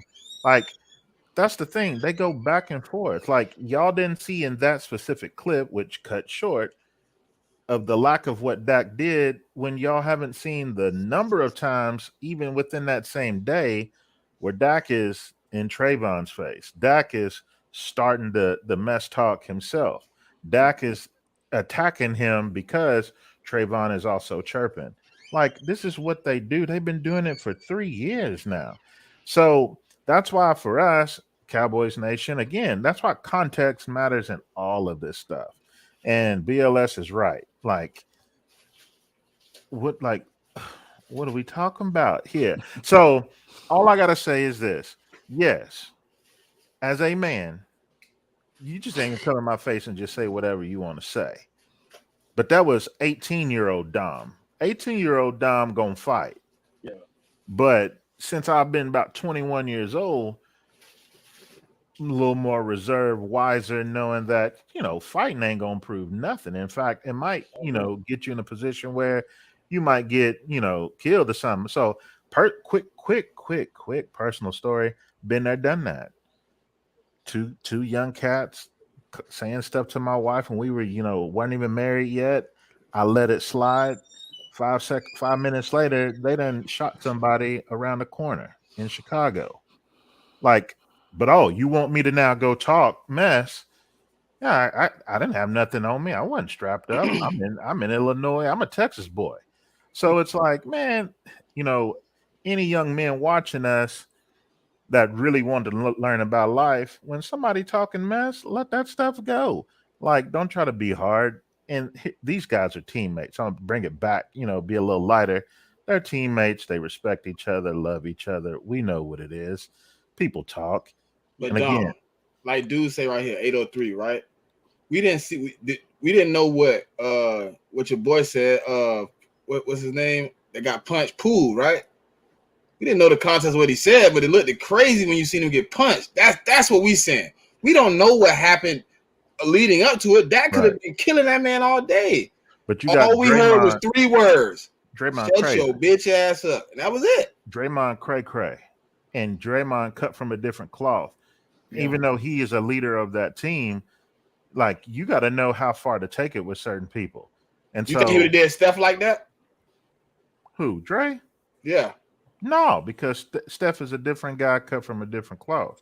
And that's exactly and then the Steph point. I'm going to say this, and then I got to go. Yeah, Dak literally did an interview recently where they asked him about how he motivates his teammates. And he said some people respond well to being talked to crazy on the field, like immediately after something happens, whereas some people need to be pulled off to the side, have a more calm conversation with them.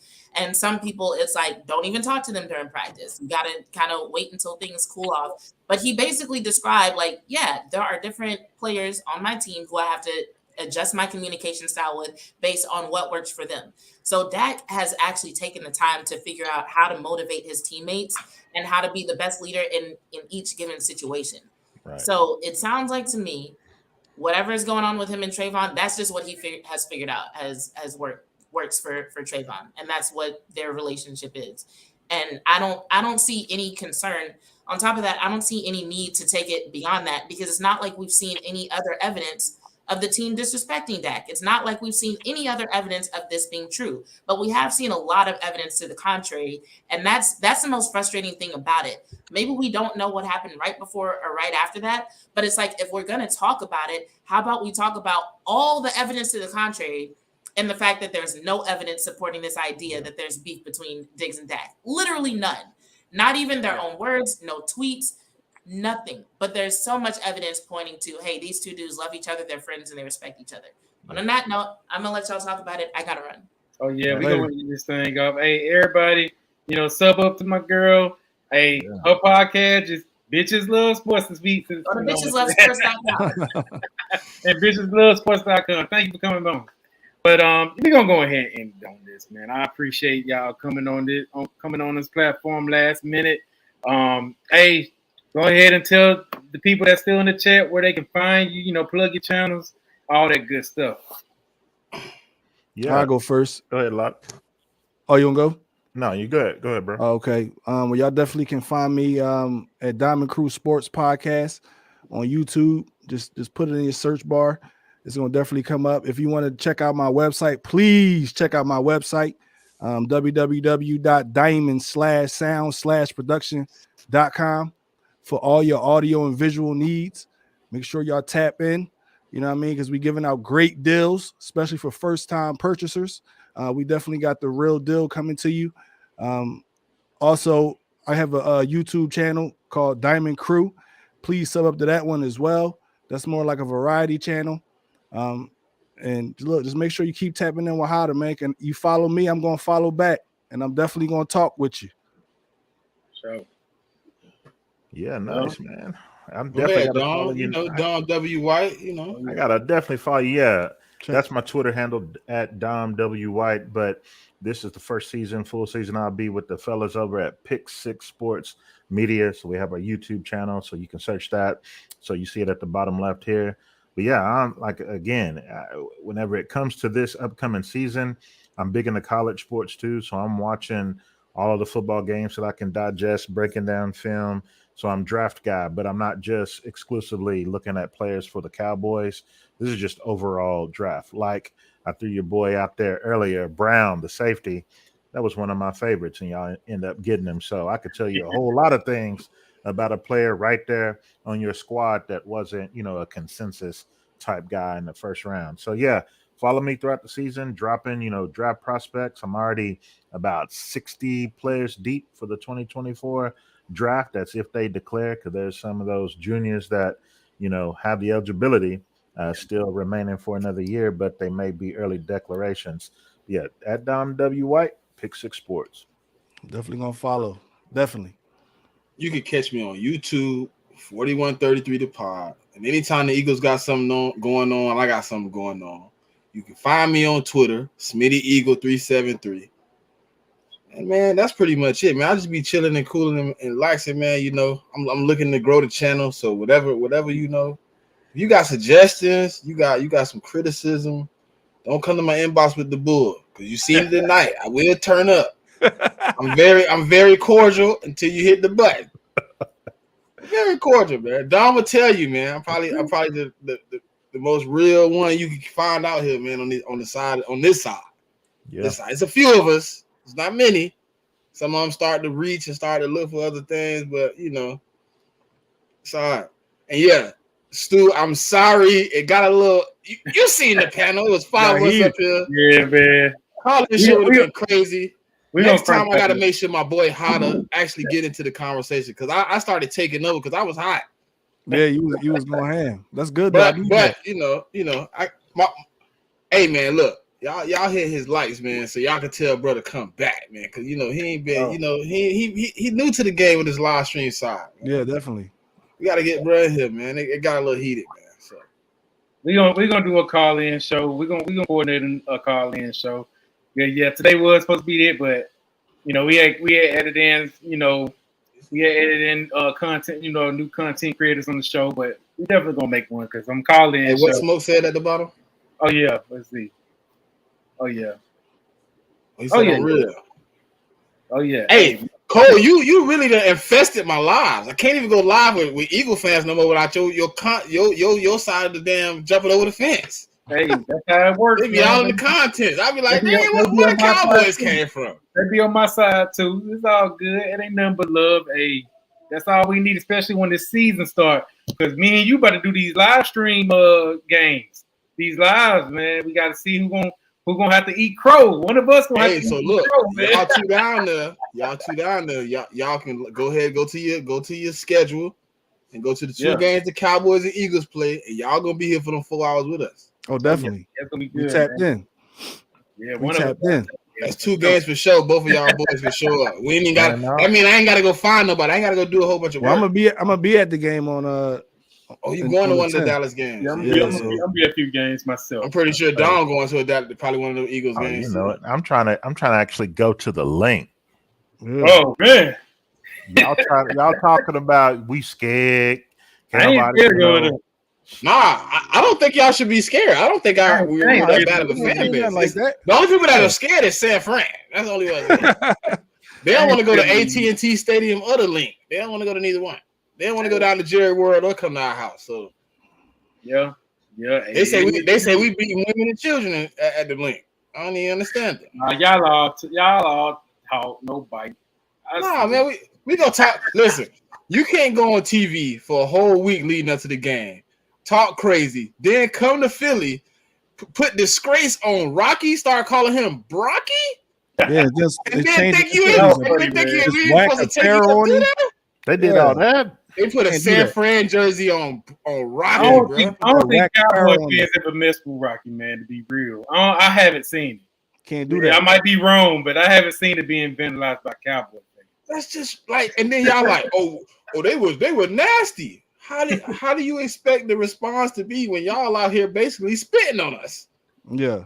Rocky is Philly. Philly is right. When you come from San Fran and you put your nasty jersey on our idol, we're gonna have something to say about that. We don't want that whack apparel on him. Hey, Ash, you super late. Ash, where you was at? I needed you in here. It was a bunch of Dallas fans. They jumped me. You gotta hit that with Ryan, Miss Ash. We was in 2 hours. We 2 hours straight now. Oh, damn. Dom and Hotter didn't let them jump me too bad. They was in the comments trying to jump me. Nah, see, if it would have been a call-in show and we had Stu in here, our blood pressure would have been up. So I think I'd have left. I think I'd have left for a minute. I had to go take a break. I had to go backstage for a minute. Stu went ham. Stu went ham. When I seen Stu comment, he said, "Drop the link. Let me in now, Smitty." I was like, "Oh no, Stu. Hey, it is what it is." But Stu done had 22 Coronas and 3 blunts, and he ready to go. He lit up. Hey, lit up. So go ahead and end it on this. No, I guess the whole Hall of Fame game over with. Huh? It's over with? I don't know. I haven't been following it, but hey, I'm gonna have to go back and watch a little bit of that tape, man. I want to see what the boys look like. See what they're about. Hold on, I don't play neither one of these teams, right? Jets. But the team that we seen on the TV, I ain't gonna play. The team that's sitting at home getting massages right now is the ones, Yeah. But y'all opened up with joint practice with the Browns, so Yeah. Well, no. Our first 2 practices the Colts. Yeah, we got the Colts and the Browns. 14th and the 15th is the Colts, and then we go the 22nd with the Browns. Okay. So Shane Steichen will be in Philly for 2 days. Okay, that's what's up. That's interesting. But the game, see, this was funny. The practice is in Philly, but the game is in Indy. So I got to fly to Indy. Yeah. That's weird. I've seen a lot of people like that. Like the joint practice between the Commanders and the Ravens is at the Ravens. The game is at the Ravens, but the practice is in DC. So I don't know if they're trying to like even it out so like one team can go down and practice and then the other team got to travel. Maybe they even it out. I don't know. Yeah. Who knows, man? But that might be something new to NFL trying out. We're gonna let you joint practice at your house, but you're gonna have to play at their house. Let's see. We'll see. You know they sneak shit in. You know how they do. They'll need to tell you about it. Like, But, hey, hold on. One question before we leave. Did anybody confirm the handoff rule? Is it in effect or is it bull? He said on 19 blunts and 2 bottles. Man, Oh man, see, I told you, Dom. You You're seem ready, to be more man. connected. Is that handoff rule effective, and what does it affect? You know, we literally prepared a question to ask, like a host of questions to ask, and that's one that it was on the chopping block. We have to leave it on the chopping block because you know you only get so many opportunities, and then when you get those opportunities, you got the one question. So we asked McCarthy a question, Dan Quinn, the DC a question, all the way down through the assistants. That we didn't get to that, and then just talking amongst the media guys, everybody is still same thing. Like, oh yo, and then you go to the rule book, and it's always showing you about the proposal, but it never talks about like what If it was actually approved. went through. But it sounds like if I were to like put a percentage to it, it's almost like, you know, probably 80% balancing towards the side of it went through, but I can't just quite find that 100% proof that it did. But if it did, Oh, you man, know what the rule is, right? You heard about it, right? Because you Yeah. look confused. Yeah, It's I supposed to heard- be like it's supposed to be like a change where like it's more exclusive behind the line with the handoffs. So is it trying to like alleviate some of the RPO? So basically the layman's like explanation of it is the handoff has to be to the side of the quarterback or behind him.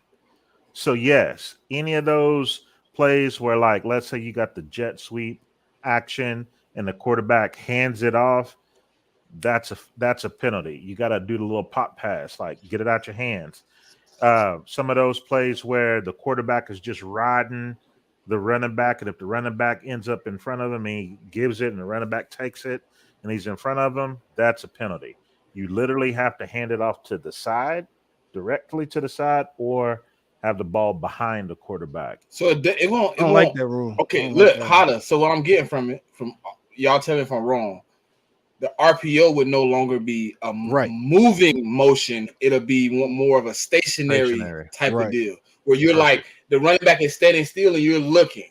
Yep. That'll be Yeah. pointless though. Yeah. You kind of be pointless Yep. because the purpose is to try to carry the defense with the ball With the carrier. fake. Yeah. Yeah.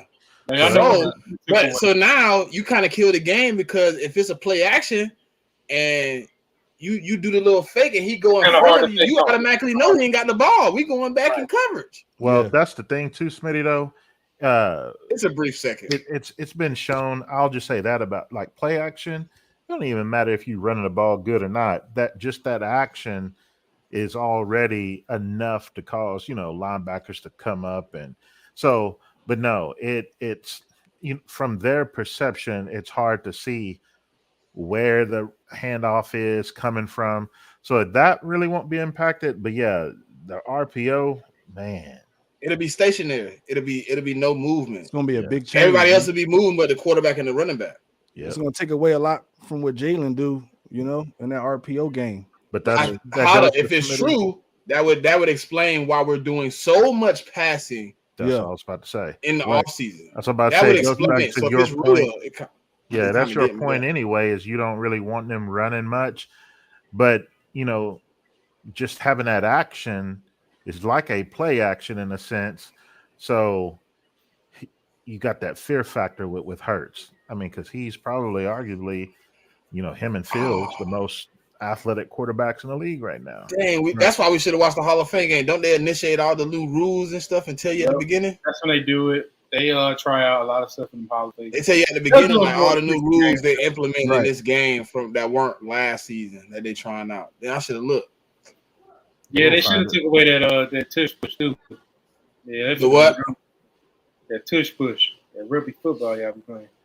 That's Well, what they nah, should. y'all had the opportunity to vote it out and y'all voted it in. You That's trying to not my you trying to problem. They trying to turn it run- as possible. Nobody Get away even from the game. like a lot of teams My word. cried about it, but none of the teams even made a Voted. proposal. So they didn't even vote on it. Maybe they just want to go ahead and beat it. I thought they did make a proposal, Don, to take it Nope. out. No team officially actually. So the submitted league a just said it, proposal. like we're not going against it. Somebody No. just complained and they were just Well- like, we're not doing nothing. No, if you don't submit the proposal, they don't even take action.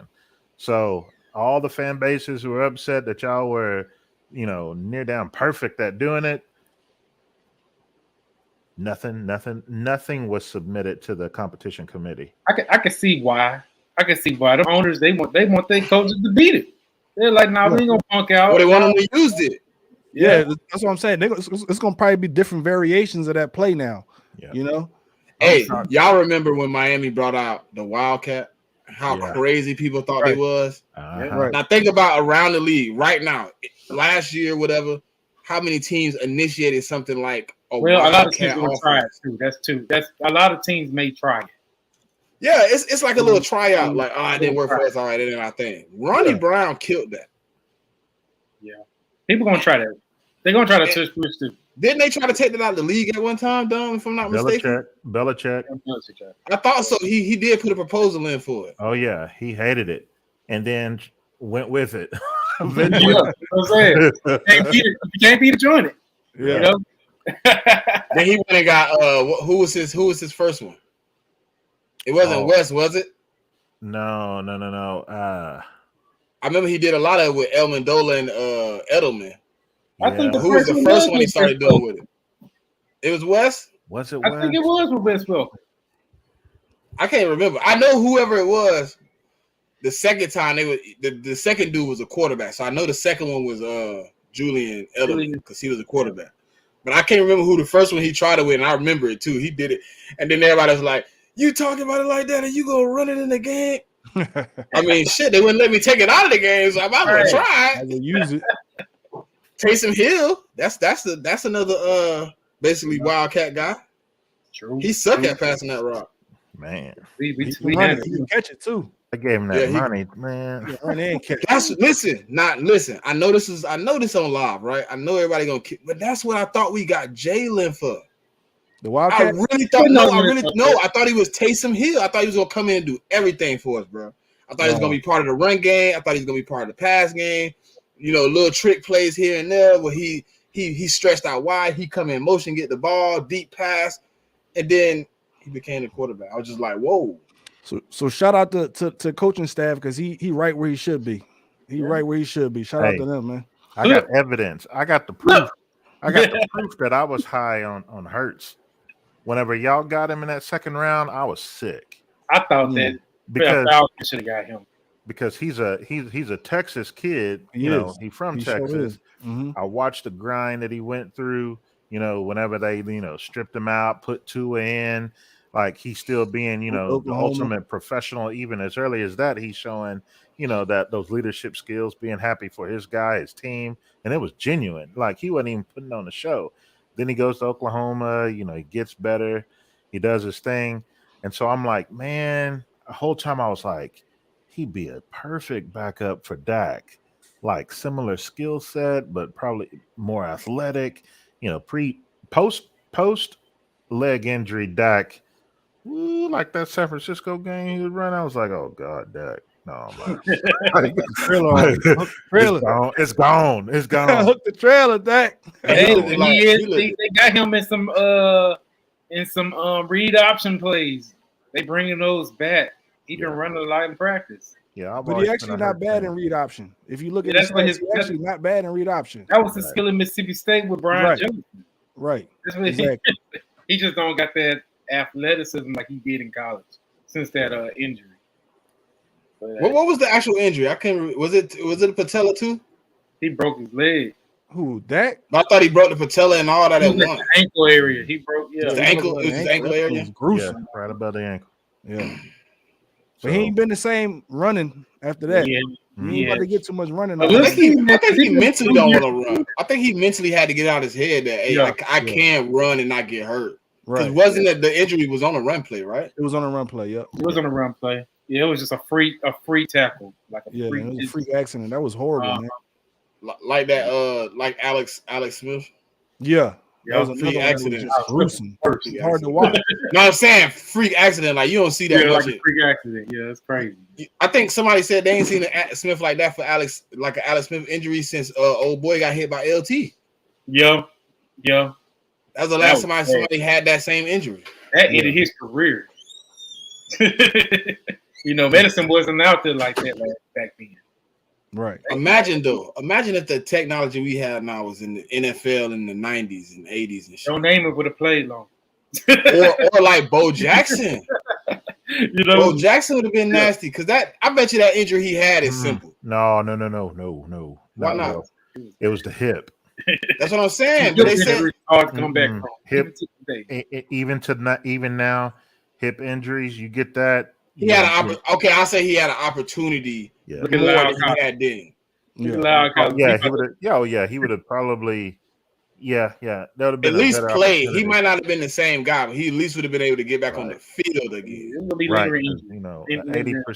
80% him is better than is 90% in the league right now. you give me Bo Jackson right now 80%. Well, dang. Hey, look, I heard my boy Holler say he don't call Super Bowls, but you give me Bo Jackson at 80% right now behind this offensive line. I'm going to get a Super Bowl 58 jersey made. I had Derrick Henry. Yeah, I heard the noise about Derrick Henry. That would have been y'all. If we'd have got him, look, I probably had to call it then. I'd have had to call it then. That's hard to call, dude. That's hard. I just don't do that. Well, listen. Y'all want to know some real stuff?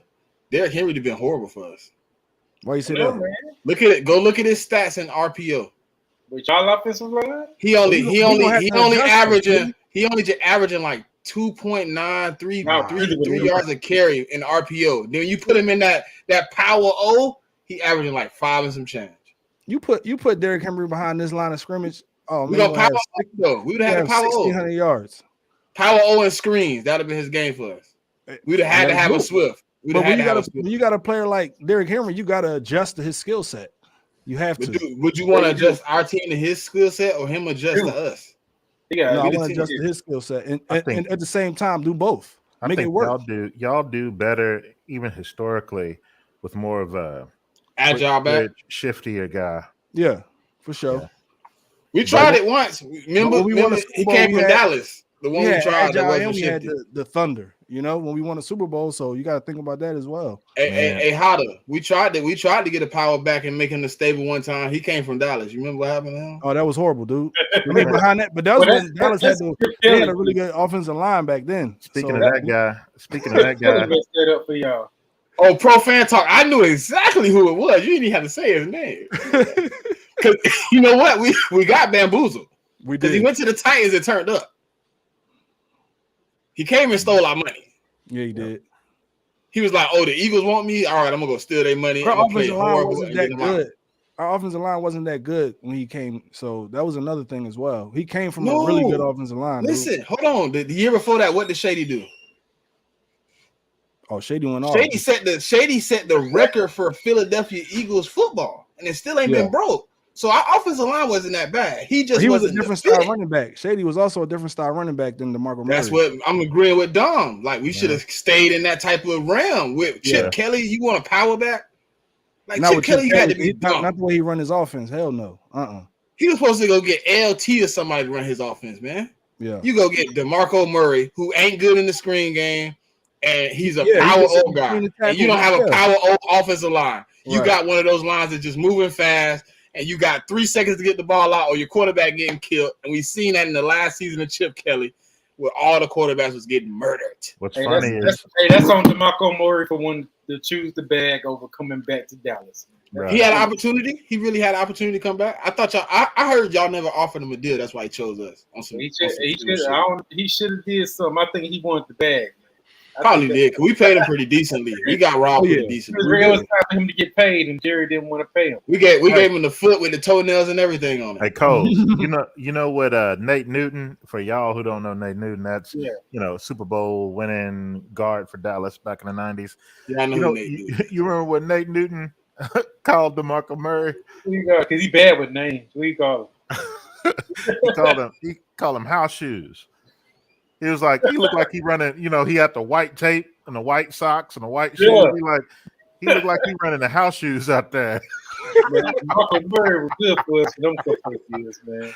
He never picked up them knees, man. He was never did. He was scooting like he was in, house shoes. I have to keep them shoes on. Yeah, I don't know man. what happened when he got to us though, man. It was horrible. Then he went, but look, then he went over there to be the the bridge back for Henry, and he Mhm. looked like gold. Listen, they drafted Henry and got DeMarco Murray thinking he was gonna be able to just transition in. And DeMarco Murray go for what? 1,400 yards? Yep. He lost it. He lost. And Derrick Henry still went for like 600-700 yards. Mhm. And to be real, we ran him to the ground like we did Zeke. Yeah. Is Zeke gonna sign back with y'all? Y'all bringing him back? You might as I well. need to know. I don't think he is. Might as well. I love He, Zeke. he was just with the Patriots, right? Oh, Don said I love him, but that means he don't want him back. Yeah. Man, he done sold so many 21 jerseys. Where does he go though? Okay. Look, before we end, where's the best fit right now in everybody's mind for Zeke? I thought it was the Patriots. For him, The Patriots ain't Yeah. made nothing for him, though. for him, it's the return back to Dallas. Yes. But Yeah. for Dallas, it's time just to move on. But really, shoot, y'all. Yo, what? At least Zeke reliable. He stay on the field. No, He- we you not. know, We're not picking up. I'm a good. I actually, Hotter. no. That was actually my answer. it's y'all. To the Without Eagles? listen. If it wasn't for like before Penny, you can go look at my video. I got a video out. Before Penny, I wanted him. No. His short yardage is crazy. Zeke's short yardage and pass blocking is crazy, bro. Them Like, ladies I is can't- done, dog. Like I hate that he was a I Dallas don't know, Cowboy. man. Zeke still got it in him a little bit. He can Okay. still Listen, make I plays. hate that he was a Dallas All right. Cowboy because the Eagle fans hate him so much, so they'll never hear me out. But if he played for any other team right now, people would be okay with him coming in. Yeah, I can He see is him the being best a- pass blocking running back in the league. I give you that. He is a real good pass blocker. He is a And real good he He can pass still blocker. run. He can still run. He can still He run. got. Okay. You got He- to hold on, Otto. You got to think. He don't You have just the said first we got the best offensive line now. You put him behind it. He don't I have like, the first I thing. like what we have at running back right Still, now. I'm cool with that. I'm cool with what we got. I don't Yeah, want Zeke. I'm cool with that. I'm cool with it now, but I'm saying like before we got Rashad Penny, I was high on him. But Yeah. right now, if I was to take him somewhere, the Jets.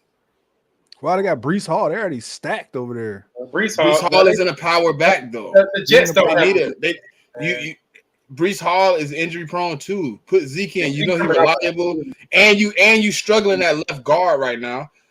You can use Zeke as a pass blocker. Brees Hall don't have great pass blocking. He You don't. can put Zeke in and protect Aaron Rodgers. Listen, what most people forget to do is to protect the back. Aaron Rodgers on his back is no good to you. I would bring Zeke in as a pass blocker. Help him out.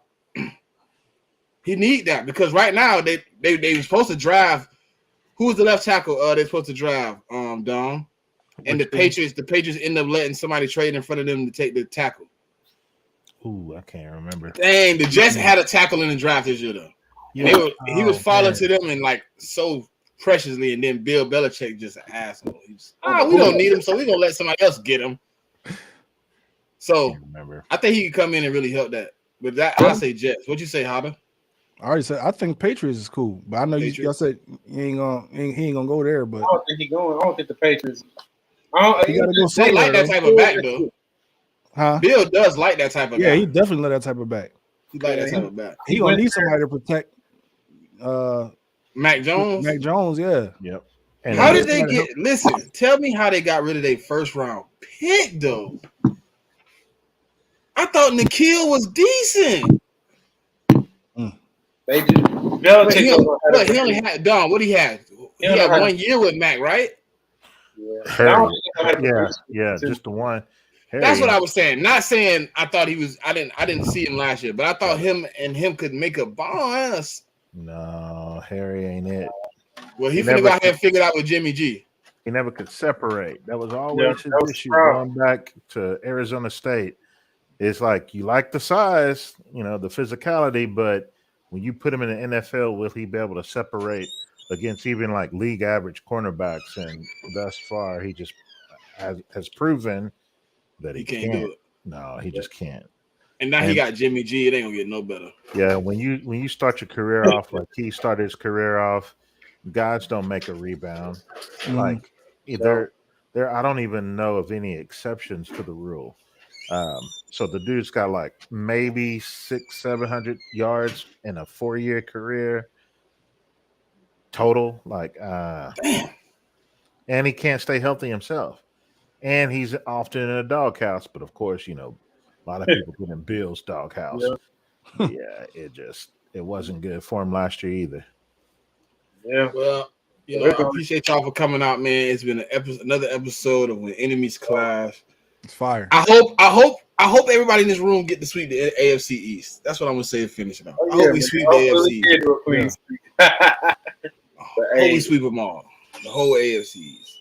I want y'all to lose every last one.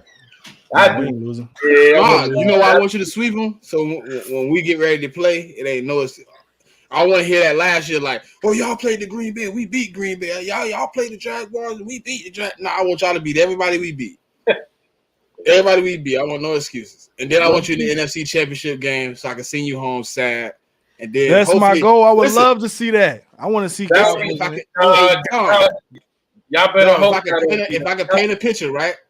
I would see y'all in the NFC Championship, and then I would go beat the Bills so I can get them their extra L because they ain't got one from me yet. They about to get one. You better hope. I'm talking about in the Super Bowl. We the only NFC yeah. East team that didn't get them a L in the Super Bowl. Yeah. The Dallas Cowboys got 2, the Giants got 1, and the Commanders got 1. I need to get my 1, so I need them to get there. That will be So they be 0-5 against the NFC East. Make it look good.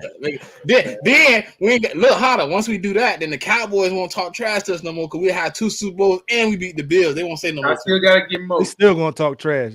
Until they get more than them, they gonna still talk trash. It'll be lighter though. They hang on to them things tight. Y'all gotta get 6. Them Commanders fans still talking mess to y'all. We ain't worried